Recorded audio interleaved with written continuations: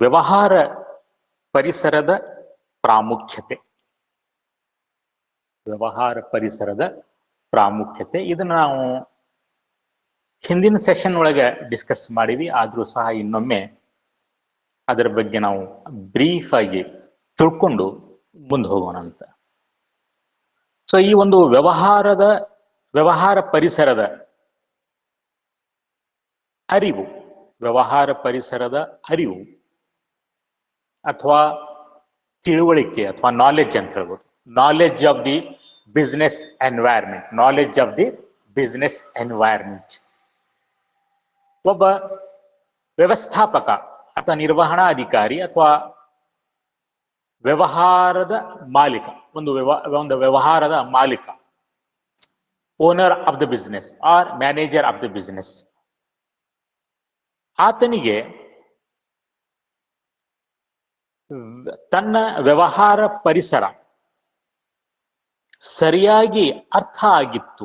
ಆತ ತನ್ನ ವ್ಯವಹಾರ ಪರಿಸರವನ್ನ ಸರಿಯಾಗಿ ಅರ್ಥ ಮಾಡಿಕೊಂಡಿದ್ದ ಅಂತಂದ್ರೆ, ಅದನ್ನ ಸರಿಯಾಗಿ ಗುರುತಿಸಿಕೊಂಡ ಅಂತಂದ್ರೆ, ತನ್ನ ವ್ಯವಹಾರ ಪರಿಸರದಲ್ಲಿ ಬರುವಂತಹ ಸಂಸ್ಥೆಗಳು, ವ್ಯಕ್ತಿಗಳು, ಶಕ್ತಿಗಳು ಯಾವುವು ಅಂಥೇಳಿ ಅದನ್ನ ಸರಿಯಾಗಿ ಗುರುತಿಸಿಕೊಂಡ ಅಂತಂದ್ರೆ, ಮತ್ತು ಅದನ್ನ ಅವಲೋಕನ ಮಾಡಿದರೆ, ಅಂದ್ರೆ ನಿರಂತರವಾಗಿ ಮಾಡ್ತಾರೆ. ಸೊ ಒಬ್ಬ ವ್ಯವಸ್ಥಾಪಕ, ಒಬ್ಬ ನಿರ್ವಹಣಾಧಿಕಾರಿಯು ತನ್ನ ವ್ಯವಹಾರ ಪರಿಸರವನ್ನ ಸರಿಯಾಗಿ ಅರ್ಥೈಸ್ಕೊಳ್ಬೇಕು. ಅದರಲ್ಲಿರುವಂತಹ ಶಕ್ತಿಗಳನ್ನ ಗುರುತಿಸ್ಕೊಳ್ಬೇಕು. ನಿರಂತರವಾಗಿ ಅದರ ಮೇಲೆ ನಿಗಾ ಇಡಬೇಕು ಅಥವಾ ಅದನ್ನ ಅವಲೋಕಿಸಬೇಕು. ಯಾಕಂದ್ರೆ ವ್ಯವಹಾರ ಪರಿಸರವು ಚಲನಶೀಲವಾಗಿದೆ ಅಂತ ನಾವು ಈ ಹಿಂದೆ ನೋಡಿದ್ವಿ. ಅದು ಸ್ಥಿರವಾಗಿರೋದಿಲ್ಲ.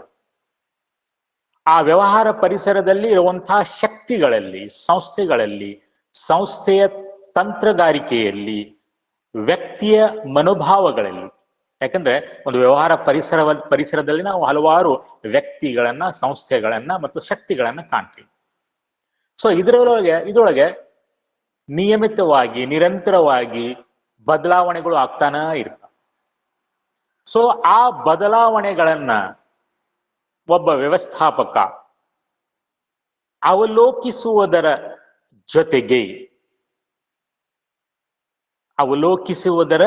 ಜೊತೆಗೆ ಆ ಬಾಹ್ಯ ಅಂಶಗಳಿಗೆ ಸರಿಯಾಗಿ ಪ್ರತಿಕ್ರಿಯಿಸಿದರೆ ಮಾತ್ರ ತಾನು ಮಾರುಕಟ್ಟೆಯಲ್ಲಿ ಉಳಿಯಲಿಕ್ಕೆ ಸಾಧ್ಯ, ಯಶಸ್ಸು ಪಡೆಯಲಿಕ್ಕೆ ಸಾಧ್ಯ. ಯಾಕಂದ್ರೆ ಆ ಮಾರಾಟ ಪರಿಸರದಲ್ಲಿ ಇದ್ದಂತ ಶಕ್ತಿಗಳು ಅನಿಯಂತ್ರಿತವಾದದ್ದು. ಅವು ಸಂಸ್ಥೆಯ ನಿಯಂತ್ರಣದಲ್ಲಿ ಇರೋದಿಲ್ಲ. ಸಂಸ್ಥೆಯವರು ಅದರ ಮೇಲೆ ತಮ್ಮ ನಿಯಂತ್ರಣವನ್ನ ಹೇರ್ಲಿಕ್ಕೆ ಬರೋದಿಲ್ಲ. ಯಾಕಂದ್ರೆ ಅವು ಸಂಸ್ಥೆಯ ಹೊರಗಡೆ ಇದ್ದಿರ್ತಾವ. ಸೊ ಹೀಗಾಗಿ ಅಲ್ಲಿ ಆಗುವಂತಹ ಬದಲಾವಣೆಗೆ ಅನುಗುಣವಾಗಿ ಒಂದು ವ್ಯವಹಾರಿಕ ಸಂಸ್ಥೆಯು ಸ್ಪಂದಿಸಬೇಕು, ಅದಕ್ಕೆ ಹೊಂದಿಕೊಳ್ಳಬೇಕು. ಅದಕ್ಕೆ ಮತ್ತೆ ಬೇರೆ ಪರ್ಯಾಯವೇ ಇಲ್ಲ. There is no other alternative. Either it has to adjust or it has to respond to the changes in the business environment. ಆ ಒಂದು ವ್ಯವಹಾರ ಪರಿಸರದ ಶಕ್ತಿಗಳಲ್ಲಿ ಏನು ಬದಲಾವಣೆಗಳು ಆಗ್ತಾವಲ್ಲ, ಅದಕ್ಕೆ ವ್ಯವಹಾರಿಕ ಸಂಸ್ಥೆಯ ಪ್ರತಿಕ್ರಿಯಿಸಬೇಕು ಅಥವಾ ಅದಕ್ಕೆ ಹೊಂದಿಕೊಳ್ಳಬೇಕು. ಆವಾಗ ಮಾತ್ರ ಅದು ಯಶಸ್ಸು ಕಾಣಲಿಕ್ಕೆ ಸಾಧ್ಯ, ಮಾರುಕಟ್ಟೆಯಲ್ಲಿ ದೀರ್ಘಾವಧಿವರೆಗೂ ಉಳಿಯಲಿಕ್ಕೆ ಸಾಧ್ಯ. ಸೊ ಹೀಗಾಗಿ ಒಬ್ಬ ವ್ಯವಸ್ಥಾಪಕನು ಅಥವಾ ವ್ಯವಹಾರದ ಮಾಲೀಕನು ಏನ್ ಮಾಡ್ಬೇಕ್ರಪ್ಪ ಅಂತಂದ್ರೆ, ನಿರಂತರವಾಗಿ ಅದರ ಮೇಲೆ ನಿಗಾ ಇಡಬೇಕು. ಫಸ್ಟ್ ತನ್ನ ವ್ಯವಹಾರದ ಪರಿಸರವನ್ನು ಸರಿಯಾಗಿ ಅರ್ಥ ಮಾಡ್ಕೋಬೇಕು. ಅದರಲ್ಲಿ ಬರುವಂತಹ ಶಕ್ತಿಗಳನ್ನ ಗುರುತಿಸ್ಬೇಕು. ಯಾವ್ಯಾವ ಶಕ್ತಿಗಳು ಬರ್ತಾವ, ಅವು ನಮ್ಮ ಸಂಸ್ಥೆಯ ಮೇಲೆ ಹೇಗೆ ಪರಿಣಾಮ ಬೀರ್ತಾವ, ಅದನ್ನ ತಿಳ್ಕೋಬೇಕು, ಅರ್ಥ ಮಾಡ್ಕೋಬೇಕು. ನಂತರ ಅದರ ಮೇಲೆ ನಿಗಾ ಇಡಬೇಕು, ಅದನ್ನ ಮಾನಿಟರ್ ಮಾಡ್ತಾ ಇರಬೇಕು. ಆವಾಗ ಮಾತ್ರ ಒಂದು ವ್ಯವಹಾರಿಕ ಸಂಸ್ಥೆಯು ಅದರಲ್ಲಿ ಆಗುವಂತಹ ಬದಲಾವಣೆಗೆ ಸರಿಯಾಗಿ ಪ್ರತಿಕ್ರಿಯಿಸಬಹುದು, ಅದಕ್ಕೆ ಹೊಂದಿಕೊಳ್ಳಬಹುದು. ಸೊ ಹೀಗಾಗಿ ವ್ಯವಹಾರದ ಮಾಲೀಕನಿಗೆ ಅಥವಾ ನಿರ್ವಹಣಾ ಅಧಿಕಾರಿಗೆ ಈ ಒಂದು ವ್ಯವಹಾರ ಪರಿಸರದ ಜ್ಞಾನವು ಇರಲೇಬೇಕು. ಇದ್ರೆ ಮಾತ್ರ ಆತ ಹಲವಾರು ಅನುಕೂಲತೆಗಳನ್ನ, ಪ್ರಯೋಜನಗಳನ್ನ, ಲಾಭಗಳನ್ನ ಪಡಿಬಹುದು. ಇದನ್ನ ನಾವು ಈಗಾಗಲೇ ಡಿಸ್ಕಸ್ ಮಾಡಿವಿ, ಆದ್ರೂ ಇನ್ನೊಮ್ಮೆ ಬ್ರೀಫ್ ಆಗಿ ಹೇಳ್ತೇನೆ. ಒಬ್ಬ ವ್ಯವಸ್ಥಾಪಕ ತನ್ನ ವ್ಯವಹಾರ ಪರಿಸರವನ್ನ ಸರಿಯಾಗಿ ಅರ್ಥ ಮಾಡಿಕೊಂಡ್ರೆ ಆ ವ್ಯವಹಾರ ಪರಿಸರವು, ಆತನ ವ್ಯವಹಾರ ಪರಿಸರವು ಹಲವಾರು ಅವಕಾಶಗಳ ಮೂಲವಾಗಿದೆ. ನೆನಪಿಟ್ಕೋಬೇಕು. ಆ ಒಂದು ವ್ಯವಹಾರ ಪರಿಸರದಲ್ಲಿ ಆಗುವಂತಹ ಬದಲಾವಣೆಗಳು ಹಲವಾರು ವ್ಯವಹಾರಿಕ ಅವಕಾಶಗಳನ್ನ ಹೊರಚಿಮ್ಮುತ್ತವೆ. It springs out many business opportunities. So ಹೀಗಾಗಿ ವ್ಯವಸ್ಥಾಪಕನು ಅದರ ಮೇಲೆ ನಿಗಾ ಇಟ್ಟಿರ್ಬೇಕು. ಆತ ನಿರಂತರವಾಗಿ ಅದನ್ನ ಅವಲೋಕಿಸಬೇಕು. ಅವಾಗ ಅವನಿಗೆ ಅಲ್ಲಿ ಲಭ್ಯವಾಗುವಂಥ ಆ ಬದಲಾವಣೆಯಿಂದ ಸಿಗುವಂಥ, ದೊರೆಯುವಂಥ, ಲಭ್ಯವಾಗುವಂಥ ವ್ಯವಹಾರ ಅವಕಾಶಗಳನ್ನ ಬೇರೆಯವರು ಅದನ್ನ ಬಳಸಿಕೊಳ್ಳುವ ಪೂರ್ವದಲ್ಲಿ ತಾನು ಬಳಸಿಕೊಂಡು ಅದರಿಂದ ಆರಂಭಿಕ ಲಾಭವನ್ನು ಪಡಿಬಹುದು. ಸೊ ಇದಕ್ಕೆ ನಾವೇನಂತೀವಿ, ಇದು ವ್ಯವಹಾರಿಕ ಸಂಸ್ಥೆಗೆ ಅವಕಾಶಗಳನ್ನು ಗುರುತಿಸಲು ಮತ್ತು ಪ್ರಾರಂಭಿಕ ಅನುಕೂಲತೆಗಳನ್ನು ಪಡೆಯಲು ಅನುವು ಮಾಡುತ್ತದೆ. ಸೊ ಹೀಗೆ ವ್ಯವಹಾರಿಕ ಅವಕಾಶಗಳನ್ನ ಗುರುತಿಸುವ ಸಲುವಾಗಿ, ಸೊ ಇದಕ್ಕೆ ಮೊದಲು ವ್ಯವಹಾರ ಅವಕಾಶಗಳು ಅಂದ್ರೆ ಏನು ಅಂತೇಳಿ ಕನ್ಫ್ಯೂಷನ್ ಆಗ್ಬೋದು. ಸೊ ಅದನ್ನು ಸಹ ನಾನು ಹೇಳಿದ್ದೆ. ವ್ಯವಹಾರ ಅವಕಾಶಗಳು ಅಂದ್ರೆ ಏನಪ್ಪಾ ಅಂತಂದ್ರೆ ಸಂಸ್ಥೆಗೆ ತನ್ನ ಕಾರ್ಯನಿರ್ವಹಣೆಯನ್ನ, ತನ್ನ ಪರ್ಫಾರ್ಮೆನ್ಸ್ ಅನ್ನ ಉತ್ತಮಪಡಿಸಿಕೊಳ್ಳಲು, ಸುಧಾರಿಸಿಕೊಳ್ಳಲು, ತನ್ನ ಪರ್ಫಾರ್ಮೆನ್ಸ್ ಅನ್ನ, ತನ್ನ ಕಾರ್ಯನಿರ್ವಹಣೆಯನ್ನ ಉತ್ತಮಪಡಿಸಿಕೊಳ್ಳಲು ಅಥವಾ ಸುಧಾರಿಸಿಕೊಳ್ಳಲು ಸಹಕರಿಸುವ ಪೂರಕವಾದ ಧನಾತ್ಮಕ ಬಾಹ್ಯ ಪ್ರವೃತ್ತಿ ಅಥವಾ ಬಾಹ್ಯ ಬದಲಾವಣೆಗಳು.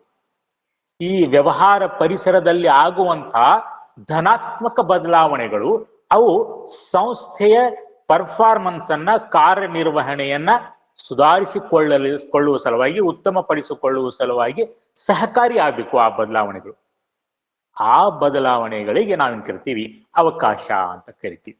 ನಾವು ಉದಾಹರಣೆ ಹೇಳಿದ್ದೆ, ಸಪೋಸ್ ಗೌರ್ಮೆಂಟ್ನವರು ಪ್ಲಾಸ್ಟಿಕ್ ಬ್ಯಾಗ್ ಅನ್ನ ಬ್ಯಾನ್ ಮಾಡಿದ್ರು.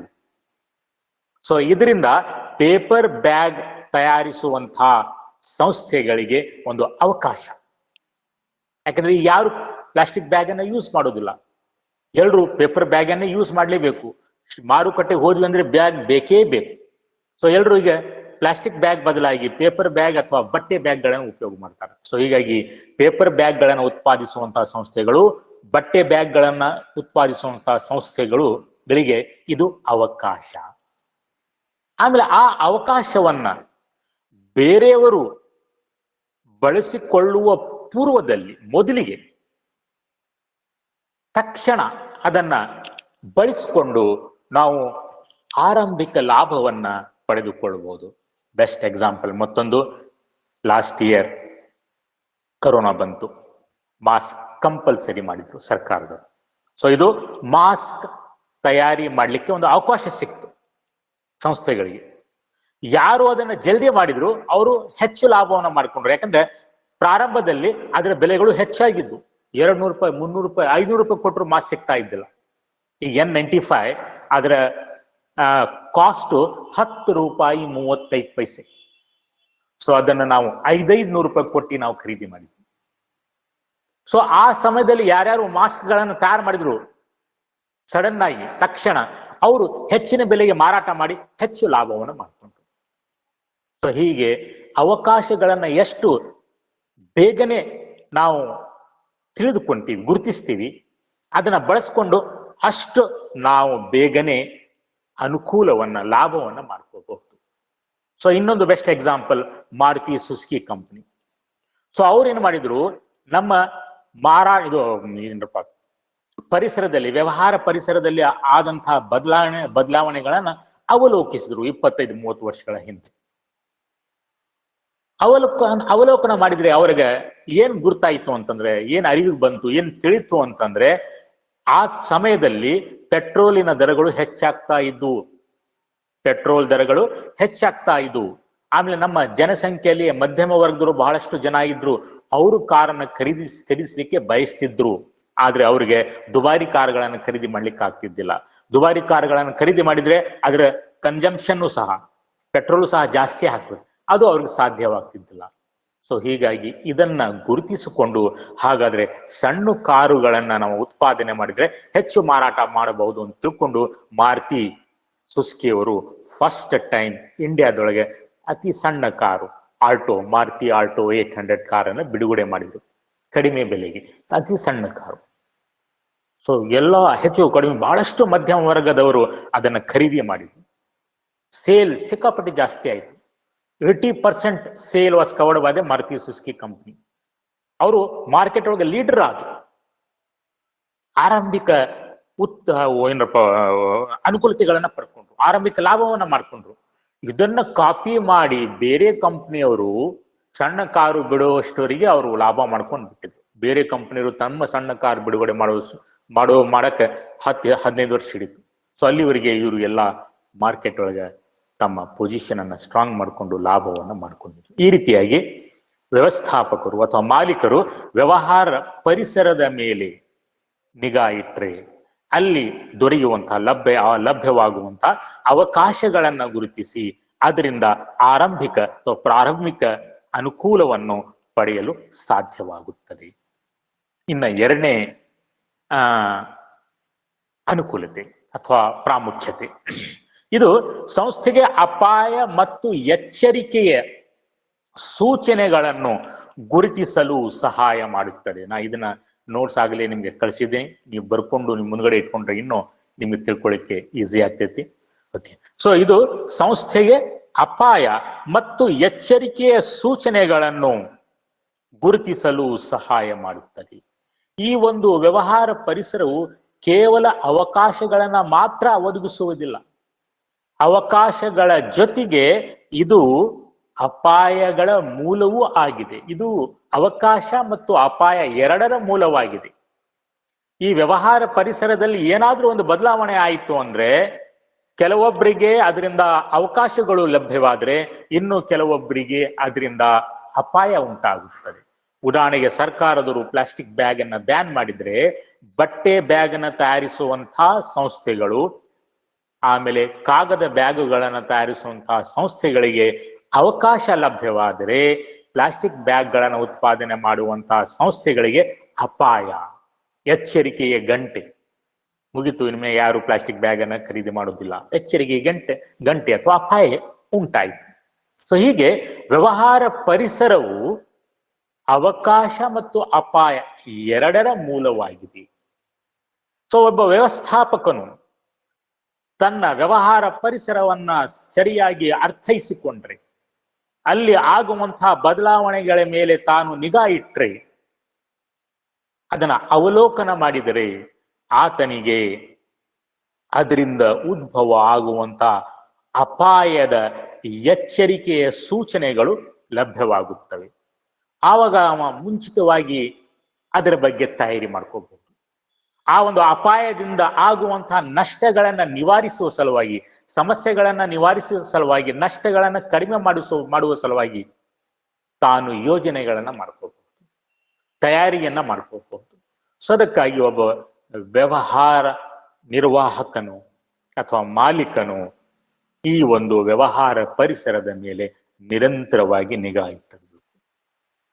ಉದಾಹರಣೆಗೆ ಸಪೋಸ್ ಫಾರ್ ಎಕ್ಸಾಂಪಲ್ ನಿರ್ಮಾಪಕರಿಗೆ ನಿರ್ವಾಹಕರಿಗೆ ಅಥವಾ ಮಾಲೀಕರಿಗೆ ಮಾಹಿತಿ ಬಂತು ಏನಂತೇಳಿ, ಅವರ ಕ್ಷೇತ್ರದಲ್ಲಿ ಅವರು ಏನು ಉತ್ಪಾದನೆ ಮಾಡ್ತಾರಲ್ಲ ಆ ಕ್ಷೇತ್ರದಲ್ಲಿ, ಅವ್ರ ಕ್ಷೇತ್ರದಲ್ಲಿ ಒಂದು ವಿದೇಶಿ ಕಂಪನಿ ಬರ್ತಾ ಇದೆ ಮುಂದಿನ ವರ್ಷ, ಅದು ಸರ್ಕಾರದಿಂದ ಅನುಮತಿ ಪಡೆದುಕೊಂಡಿದೆ, ಅದು ನಮ್ಮ ಭಾರತಕ್ಕೆ ಪ್ರವೇಶ ಮಾಡ್ತಾ ಇದೆ. ಆದ್ರೆ ಈಗ ಅಲ್ಲ ಮುಂದಿನ ವರ್ಷ, ಇನ್ನು 1 ವರ್ಷ ಸಮಯ. ಸೊ ಇದು ಎಚ್ಚರಿಕೆಯ ಗಂಟೆ. ಇದು ಯಾವಾಗ ಗೊತ್ತಾಯ್ತು?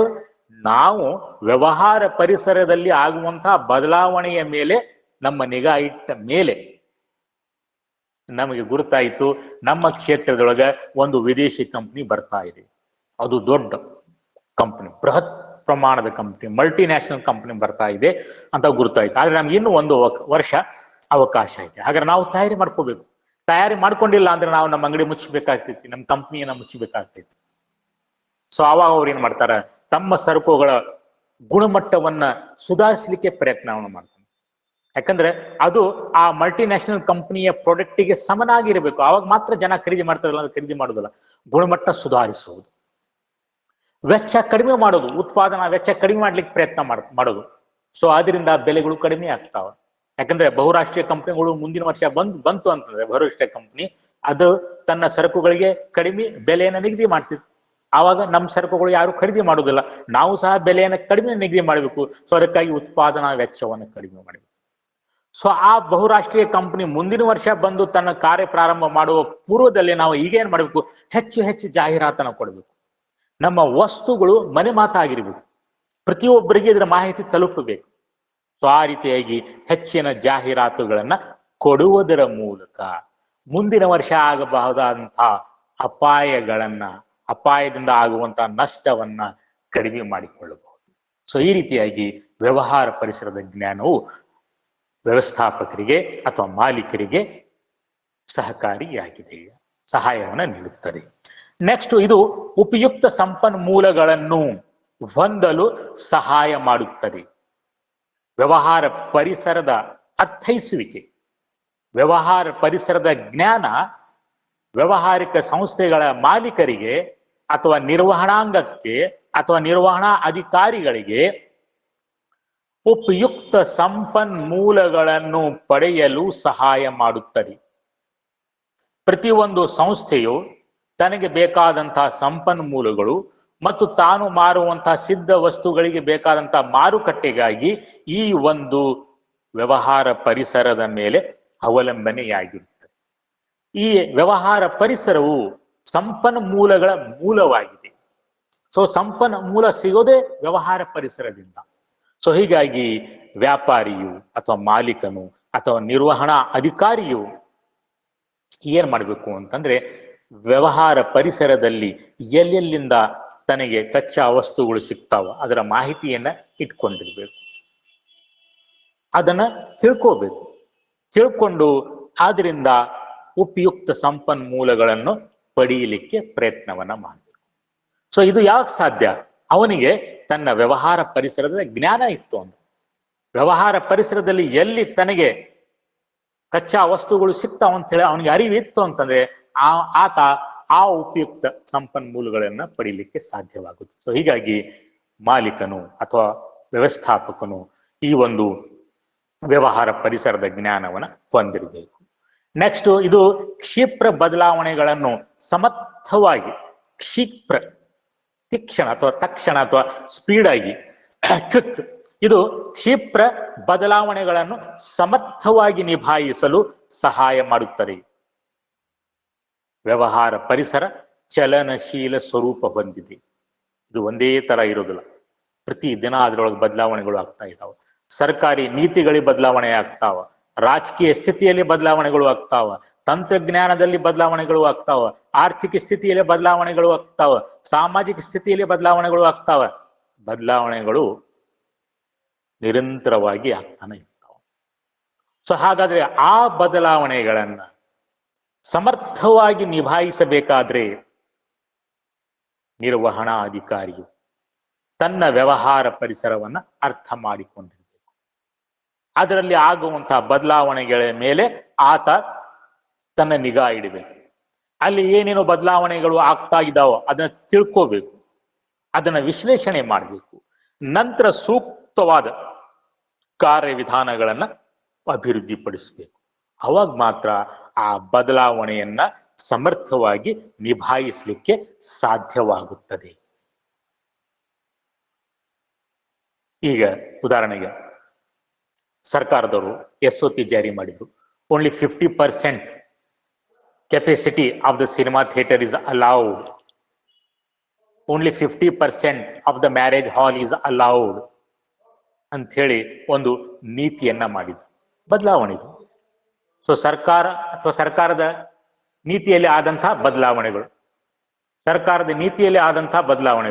ಸೊ ಹೀಗಾಗಿ ಸೊ ಅಲ್ಲಿ ವ್ಯಾವಹಾರಿಕ ಸಂಸ್ಥೆಗಳು ಏನ್ ಮಾಡ್ಬೇಕ್ರಪ್ಪ ಅಂತಂದ್ರೆ ಆ ಸರ್ಕಾರದ ನೀತಿಯಲ್ಲಿ ಅಥವಾ ನಿರ್ಣಯದಲ್ಲಿ ಏನು ಬದಲಾವಣೆಗಳು ಆದವು, ಸರ್ಕಾರದ ನೀತಿಯಲ್ಲಿ ಅಥವಾ ಇದು ಸರ್ಕಾರದ ನಿರ್ಣಯದಲ್ಲಿ ಏನು ಬದಲಾವಣೆಗಳು ಆದವು, ಆ ಬದಲಾವಣೆಗೆ ಅನುಗುಣವಾಗಿ ತನ್ನ ಕಾರ್ಯವಿಧಾನವನ್ನು ಅಭಿವೃದ್ಧಿಪಡಿಸಬೇಕಾಗುತ್ತದೆ.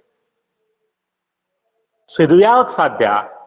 ಈ ಒಂದು ವ್ಯವಹಾರ ಪರಿಸರವನ್ನ, ಅದರಲ್ಲಿ ಆಗುವಂತಹ ಬದಲಾವಣೆಗಳನ್ನ ಸರಿಯಾಗಿ ಅರ್ಥ ಮಾಡಿಕೊಂಡ್ರೆ ಮಾತ್ರ ಇದು ಸಾಧ್ಯ. ನೆಕ್ಸ್ಟ್, ಇದು ಯೋಜಿಸುವಿಕೆ ಮತ್ತು ನೀತಿ ರೂಪಿಸುವುದರಲ್ಲಿ ಸಹಾಯ ಮಾಡುತ್ತದೆ.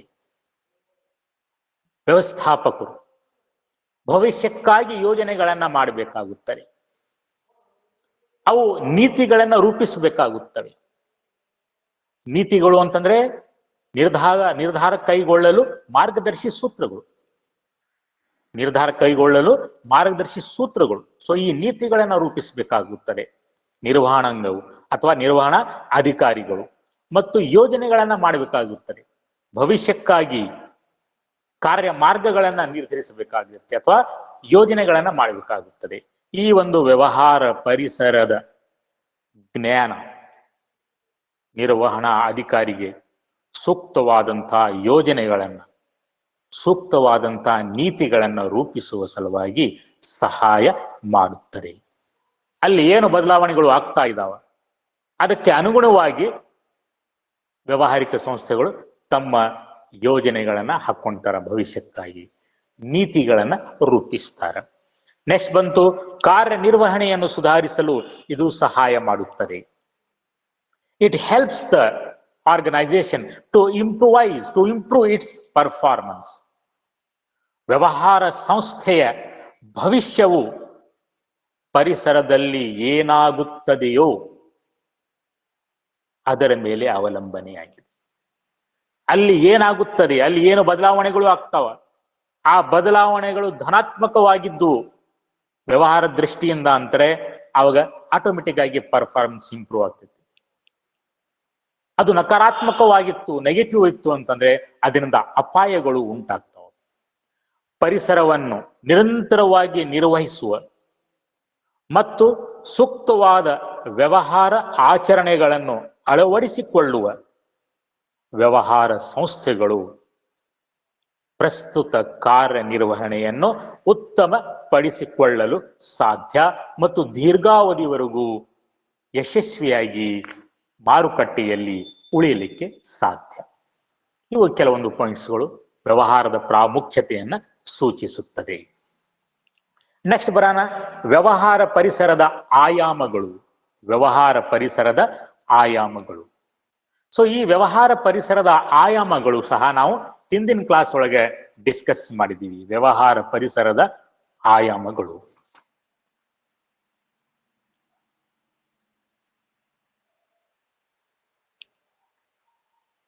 ಸೊ ವ್ಯವಹಾರ ಪರಿಸರದ ಆಯಾಮಗಳು ಯಾವುವು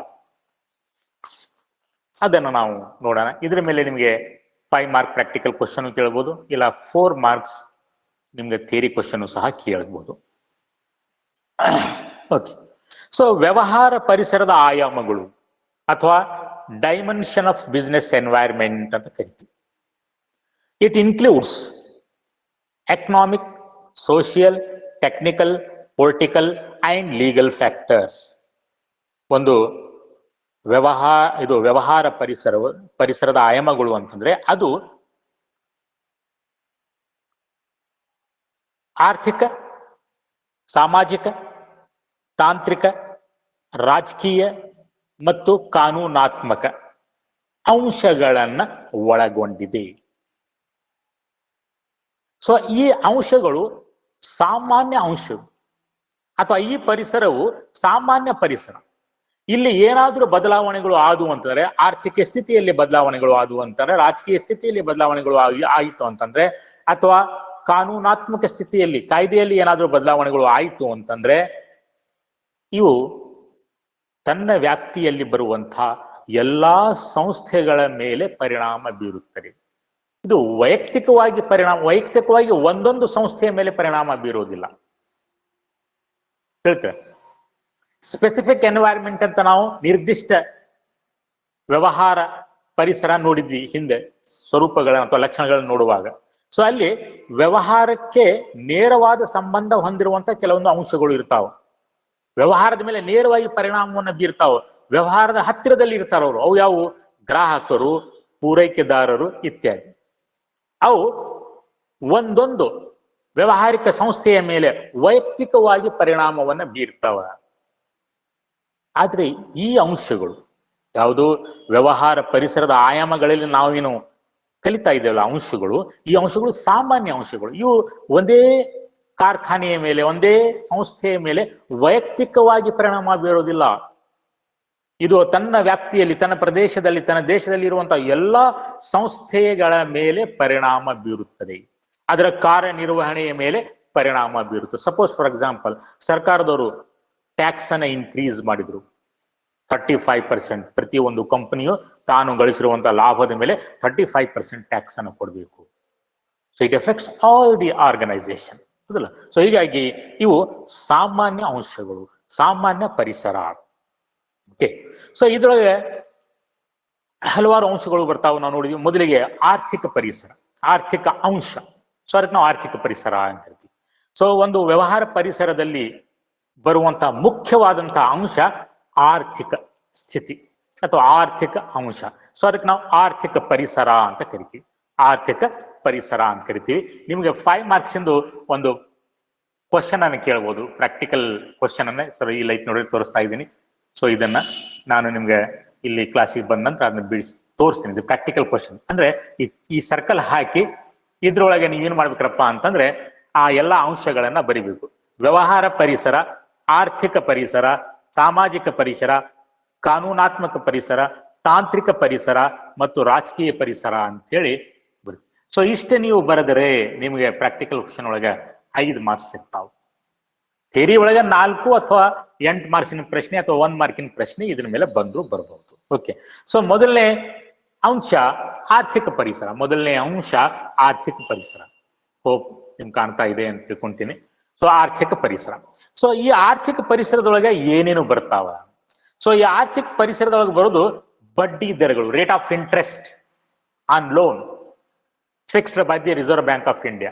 ರಿಸರ್ವ್ ಬ್ಯಾಂಕ್ ಆಫ್ ಇಂಡಿಯಾ ಏನು 6 ತಿಂಗಳಿಗೊಮ್ಮೆ, ವರ್ಷಕ್ಕೊಮ್ಮೆ ರೇಟ್ ಆಫ್ ಇಂಟ್ರೆಸ್ಟ್ ಅನ್ನು ಫಿಕ್ಸ್ ಮಾಡ್ತಾರಲ್ಲ, ಅದು ಆರ್ಥಿಕ ಪರಿಸರದ ಒಂದು ಅಂಶ. ಆಮೇಲೆ ಹಣದುಬ್ಬರ, ಹಣದುಬ್ಬರ ದರಗಳು ಅಂತ ಕರೀತಲ್ಲ, ಎಕನಾಮಿಕ್ಸ್ ಒಳಗೆ ನೀವು ಕಲಿತೀರಿ. ಆಮೇಲೆ ಜನರು ಬಳಸಬಹುದಾದ ಆದಾಯದಲ್ಲಿನ ಬದಲಾವಣೆ. ಯಾಕಂದ್ರೆ ಈಗ ಸಪೋಸ್ ಫಾರ್ ಎಕ್ಸಾಂಪಲ್ ನಾನು 50,000 ರೂಪಾಯಿ ದುಡಿತೀನಂದ್ರೆ ಆ ಪೂರ್ತಿ 50,000 ರೂಪಾಯಿ ನಾವು ಯೂಸ್ ಮಾಡ್ಲಿಕ್ಕೆ ಬರೋದಿಲ್ಲ. ಅದರೊಳಗೆ 10, 20, 30,000 ರೂಪಾಯಿ ನಾವು ಯೂಸ್ ಮಾಡ್ಬೋದು. ಉಳಿಕಿದ್ದು ಮತ್ತೆ ಬೇರೆ ಫಿಕ್ಸ್ ಕಮಿಟ್ಮೆಂಟ್ಸ್ ಇರ್ತಾವ, ಅದಕ್ಕಾಗಿ ನಾನು ಅದನ್ನ ಇಡ್ಬೇಕಾಗ್ತದೆ 20-30,000 ರೂಪಾಯಿ. ಬರೀ ಉಳಿದ ತಕ್ಷಣಕ್ಕಾಗಿ 10 ಅಥವಾ 20,000 ರೂಪಾಯಿ, ಆ 20,000 ರೂಪಾಯಿ ಮಾತ್ರ ನಾನು ಖರ್ಚು ಮಾಡ್ಲಿಕ್ಕೆ ಸಾಧ್ಯ. 50,000 ರೂಪಾಯಿ ದುಡಿದ್ರು ಸಹ, 50,000 ರೂಪಾಯಿ ಪೇಮೆಂಟ್ ತಗೊಂಡ್ರು ಸಹ ಪೂರ್ತಿ 50,000 ರೂಪಾಯಿ ಖರ್ಚು ಮಾಡ್ಲಿಕ್ಕೆ ಬರೋದಿಲ್ಲ ಪ್ರತಿ ತಿಂಗಳ. ಅದ್ರೊಳಗೆ ನಾವು LIC ಪ್ರೀಮಿಯಂ ಇರ್ತಾವ, ಲೋನ್ ಪ್ರೀಮಿಯಂ ಇನ್ಸ್ಟಾಲ್ಮೆಂಟ್ಸ್ ಇರ್ತಾವ. ಅವೆಲ್ಲ ಕಟ್ಟಿದ ನಂತರ ನಮ್ ಕಡೆ ಒಂದು 20,000 ರೂಪಾಯಿ ಉಳಿತಾವ. ಅದನ್ನ ಮಾತ್ರ ನಾವು ಖರ್ಚು ಮಾಡಬಹುದು. ಸೊ ಅದಕ್ಕೆ ಏನಂತಾರಪ್ಪ ಅಂದ್ರೆ ಜನರ ಬಳಸಬಹುದಾದ ಆದಾಯ ಅಂತ. ಅದರಲ್ಲಿ ಏನಾದ್ರೂ ಬದಲಾವಣೆಗಳು ಆದವು ಅಂತದೆ, ಅದು ಆರ್ಥಿಕ ಪರಿಸರದಲ್ಲಿ ಬರುತ್ತದೆ. ಷೇರು ಮಾರುಕಟ್ಟೆಯ ಸೂಚ್ಯಂಕ. ಸೊ ಷೇರು ಮಾರುಕಟ್ಟೆಯ ಸೂಚ್ಯಂಕ ನೀವು ಮುಂದಿನ ಕ್ಲಾಸ್ ಒಳಗೆ ಕಲಿತೀರಿ. ಆಮೇಲೆ ರೂಪಾಯಿ ಮೌಲ್ಯಗಳು, ಇವು ಎಲ್ಲ ಆರ್ಥಿಕ ಅಂಶಗಳು. ಇವು ವ್ಯವಹಾರ ಉದ್ದಿಮೆಯ ನಿರ್ವಹಣೆಯ ಮೇಲೆ, ವ್ಯವಹಾರ ಉದ್ದಿಮೆಯ ಆಚರಣೆಯ ಮೇಲೆ ಪ್ರಭಾವ ಬೀರುತ್ತದೆ. ಉದಾಹರಣೆಗೆ rate of interest on loan. If RBI increase the rate of interest from 7% to 10% on home loan, home loan ಮೇಲೆ RBI ಆದವರು 7% ಇದ್ದಿದ್ದ ಬಡ್ಡಿಯನ್ನ 10% 12% ಮಾಡಿದ್ರೆ ಅವಾಗ ಜನ ಜಾಸ್ತಿ ಹೋಮ್ ಲೋನ್ ತಗೊಳ್ಳಿಕ್ಕೆ ಹೋಗುದಿಲ್ಲ. ಜಾಸ್ತಿ ಹೋಮ್ ಲೋನ್ ತಗೊಂಡಿಲ್ಲ ಅಂತಂದ್ರೆ ಮನೆಗಳನ್ನ ನಿರ್ಮಾಣ ಮಾಡ್ಲಿಕ್ಕೆ ಹೋಗುದಿಲ್ಲ. ಸೊ ಇದು ಕನ್ಸ್ಟ್ರಕ್ಷನ್ ಕಂಪನಿ ಮೇಲೆ ಪ್ರಭಾವ ಬೀರುತ್ತದೆ. ಅದೇ ತರ ವೆಹಿಕಲ್ ಲೋನ್ಸ್ ಅದಾವ, ವಾಹನಗಳ ಮೇಲೆ ಸಾಲ ಕೊಡ್ತಾರ ಬ್ಯಾಂಕ್ನವರು. ಸದ್ಯ 8 ಅಥವಾ 9% ಇದೆ. ಸಪೋಸ್ ಬ್ಯಾಂಕ್ನವರು ಅದನ್ನ 12% ಮಾಡಿದ್ರೆ ಜನ ಜಾಸ್ತಿ ಲೋನ್ ತಗೊಳ್ಳೋದಿಲ್ಲ. ಜಾಸ್ತಿ ಲೋನ್ ತಗೊಂಡಿಲ್ಲ ಅಂತಂದ್ರೆ ಯಾರು ವೆಹಿಕಲ್ಸ್ ಗಳನ್ನ ಖರೀದಿ ಮಾಡ್ಲಿಕ್ಕೆ ಹೋಗೋದಿಲ್ಲ. ವೆಹಿಕಲ್ಸ್ ಖರೀದಿ ಮಾಡಿಲ್ಲ ಅಂತಂದ್ರೆ ಇದು ವಾಹನ ಉದ್ದಿಮೆಗಳ ಮೇಲೆ ಪರಿಣಾಮ ಬೀರುತ್ತದೆ. ಸೊ ಅದೇ ತರ ಹಣದುಬ್ಬರ ಹೆಚ್ಚಾಯಿತು ಅಂದ್ರೆ ಕಚ್ಚಾ ವಸ್ತುಗಳ ಬೆಲೆ ಹೆಚ್ಚಾಗುತ್ತದೆ, ಕೂಲಿ ದರ ಹೆಚ್ಚಾಗುತ್ತದೆ. ಸೊ ಇದರಿಂದ ಸಿದ್ಧ ವಸ್ತುಗಳ ಬೆಲೆ ಹೆಚ್ಚಾಗುತ್ತದೆ, ಆವಾಗ ಮಾರಾಟ ಕಡಿಮೆ ಆಗುತ್ತದೆ. ಸೊ ಹೀಗೆ ಈ ಒಂದು ಅಂಶಗಳಿದೆ. ಆರ್ಥಿಕ ಪರಿಸರದಲ್ಲಿ ಬರುವಂತ ಏನು ವಿಭಿನ್ನ ಅಂಶಗಳನ್ನ ನಾನು ನಿಮ್ಮ ಮುಂದೆ ಪಟ್ಟಿ ಮಾಡಿದಿಲ್ಲ, ಇದ್ರೊಳಗೆ ಏನಾದ್ರೂ ಬದಲಾವಣೆಗಳು ಆದವು ಅಂತಂದ್ರೆ ಅವು ವ್ಯವಹಾರದ ಮೇಲೆ ಪರಿಣಾಮವನ್ನ ಬೀರುತ್ತದೆ. ಸೊ ಹೀಗಾಗಿ ಒಬ್ಬ ವ್ಯವಸ್ಥಾಪಕನು ಅದನ್ನ ಅರ್ಥ ಮಾಡ್ಕೋಬೇಕು, ಅದರ ಮೇಲೆ ನಿಗಾ ಇಡಬೇಕು. ಅಲ್ಲಿ ಏನಾದ್ರೂ ಬದಲಾವಣೆಗಳು ಆದವು ಅಂತಾರೆ ಅದಕ್ಕೆ ತಕ್ಕ ಹಾಗೆ ತಾನು ಹೊಂದಿಕೊಳ್ಳಬೇಕು, ತಾನು ಪ್ರತಿಕ್ರಿಯಿಸಬೇಕು. ಆವಾಗ ಮಾತ್ರ ಅದು ಯಶಸ್ವಿಯಾಗಿರ್ಲಿಕ್ಕೆ ಸಾಧ್ಯ. ಓಕೆ, ನೆಕ್ಸ್ಟ್ ಬಂತು ಎರಡನೇದ್ದು ಸಾಮಾಜಿಕ ಪರಿಸರ. ಓಕೆ, ಎರಡನೇ ಅಂಶ, ಎರಡನೇ ಆಯಾಮ ಸಾಮಾಜಿಕ ಪರಿಸರ. ಸೊ ಈ ಸಾಮಾಜಿಕ ಪರಿಸರದೊಳಗೆ ಏನೇನು ಬರ್ತಾವ ನೋಡ್ರಿ. ಸಾಮಾಜಿಕ ಪರಿಸರವು ಸಾಮಾಜಿಕ ಶಕ್ತಿಗಳಾದ ಆಚಾರ, ಸಂಪ್ರದಾಯಗಳು, ಸಾಮಾಜಿಕ ಮೌಲ್ಯಗಳು, ಸಾಮಾಜಿಕ ಪ್ರವೃತ್ತಿಗಳು ಇತ್ಯಾದಿ ಒಳಗೊಂಡಿದೆ. ಹಂಗಾರೆ ಸಂಪ್ರದಾಯ ಅಂದ್ರೆ ಏನು?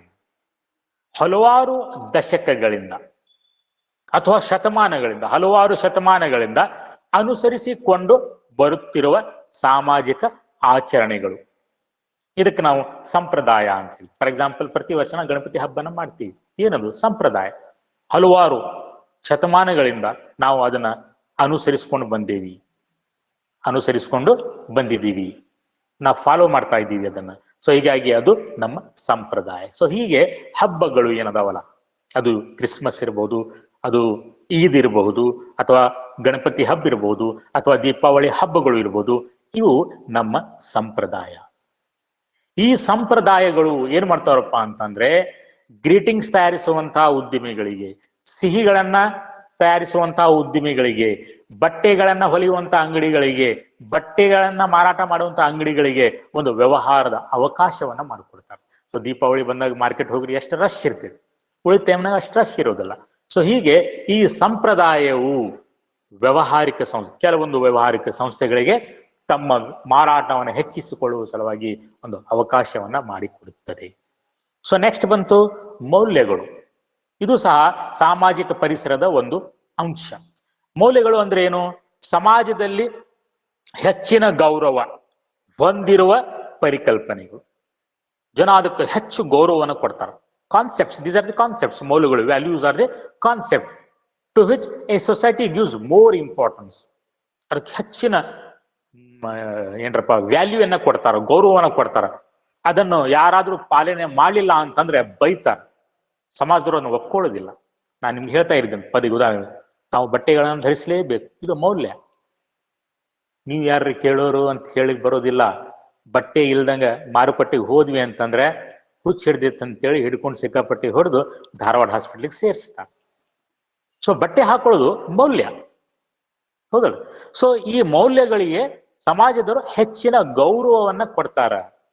ಅಂದ್ರೆ ಮೌಲ್ಯಗಳ ಉದಾಹರಣೆಗಳು ಯಾವುವು? ವೈಯಕ್ತಿಕ ಸ್ವಾತಂತ್ರ್ಯ. ಪ್ರತಿಯೊಬ್ಬರಿಗೆ ಇಲ್ಲಿ ವೈಯಕ್ತಿಕ ಸ್ವಾತಂತ್ರ್ಯ ಇದೆ. ಹಂಗಂತೇಳಿ ಏನ್ ಬೇಕಂತ ಮಾಡಕ್ಕೂ ಬರಂಗಿಲ್ಲ, ಕೆಲವೊಂದು ಲಿಮಿಟೇಷನ್ಸು ಇರ್ತಾವ. ವೈಯಕ್ತಿಕ ಸ್ವಾತಂತ್ರ್ಯ, ಸಾಮಾಜಿಕ ನ್ಯಾಯ, ಎಲ್ಲರಿಗೂ ಒಂದೇ ತರ ನ್ಯಾಯ, ಅವನಿಗೊಂದು ಇವನಿಗೊಂದು ಇರುವುದಿಲ್ಲ. ಅವಕಾಶಗಳಲ್ಲಿ ಸಮಾನತೆ, ಇವು ನಮ್ಮ ಸಾಮಾಜಿಕ ಮೌಲ್ಯಗಳು. ಇದು ಸಹ ನಮ್ಮ ವ್ಯವಹಾರದ ಮೇಲೆ ಪರಿಣಾಮ ಬೀರುತ್ತದೆ. ವೈಯಕ್ತಿಕ ಸ್ವಾತಂತ್ರ್ಯ ಇರೋದರಿಂದ ವ್ಯವಹಾರಿಕ ಸಂಸ್ಥೆಗಳು ತಮ್ಮ ಗ್ರಾಹಕರಿಗೆ ಸರಕುಗಳನ್ನ ಆಯ್ಕೆ ಮಾಡುವಂತ ಸ್ವತಂತ್ರವನ್ನ ಕೊಡ್ತಾರೆ. ಯಾರು ಅವ್ರ ಮೇಲೆ ಒತ್ತಡವನ್ನು ಹೇರ್ಲಿಕ್ಕೆ ಹೋಗೋದಿಲ್ಲ. ಇದನ್ನ ಖರೀದಿ ಮಾಡ್ರಿ, ನಮ್ ಕಂಪನಿದಾಗ ಖರೀದಿ ಮಾಡ್ರಿ ಅಂತ ಹೇಳೋದಿಲ್ಲ. ಅವ್ರ ಮುಂದೆ ಇಡ್ತಾರ, ನೋಡ್ರಿ ಇದು ಹೋಯ್ತು, ಯಾವ್ದು ಬೇಕಂತ ನೋಡ್ರಿ ಅಂತ ಸ್ವತಂತ್ರವನ್ನ ಕೊಡ್ತಾರ. ಸೊ ಅದೇ ತರ ಸಾಮಾಜಿಕ ನ್ಯಾಯ. ಸೊ ಅದಕ್ಕೆ ಸಾಮಾಜಿಕ ನ್ಯಾಯ ಮೌಲ್ಯದಿಂದಾಗಿ ವ್ಯವಹಾರಿಕ ಸಂಸ್ಥೆಗಳು ತಮ್ಮ ಸರಕುಗಳಿಗೆ ಒಂದೇ ತರ ಬೆಲೆಯನ್ನ ಚಾರ್ಜ್ ಮಾಡ್ತಾ ಇದ್ದಾರೆ. ಒಬ್ರಿಗೆ ಒಂದ್ ಬೆಲೆ, ಮತ್ತೊಬ್ರಿಗೆ ಒಂದ್ ಬೆಲೆ ಮಾಡ್ತಾ ಇಲ್ಲ. ಆಮೇಲೆ ಅವಕಾಶಗಳಲ್ಲಿ ಸಮಾನತೆ ಮೌಲ್ಯ. ಇದರಿಂದಾಗಿ ವ್ಯವಹಾರಿಕ ಸಂಸ್ಥೆಗಳು ಉದ್ಯೋಗಗಳನ್ನ ನೀಡುವಾಗ ಜಾತಿ, ಧರ್ಮ, ಭೇದ ಭಾವ ಮಾಡುವುದಿಲ್ಲ, ಎಲ್ಲರಿಗೆ ಸಮಾನ ರೀತಿಯಾಗಿ ಅವಕಾಶಗಳನ್ನ ಮಾಡಿಕೊಡುತ್ತದೆ. ಸೊ ಇವು ಮಾಡಿಕೊಡ್ಬೇಕಾಗುತ್ತದೆ. ಸೊ ಇವು ಸಾಮಾಜಿಕ ಪರಿಸರ. ನೆಕ್ಸ್ಟ್ ಬಂತು ಇನ್ನೊಂದು ಪ್ರವೃತ್ತಿ,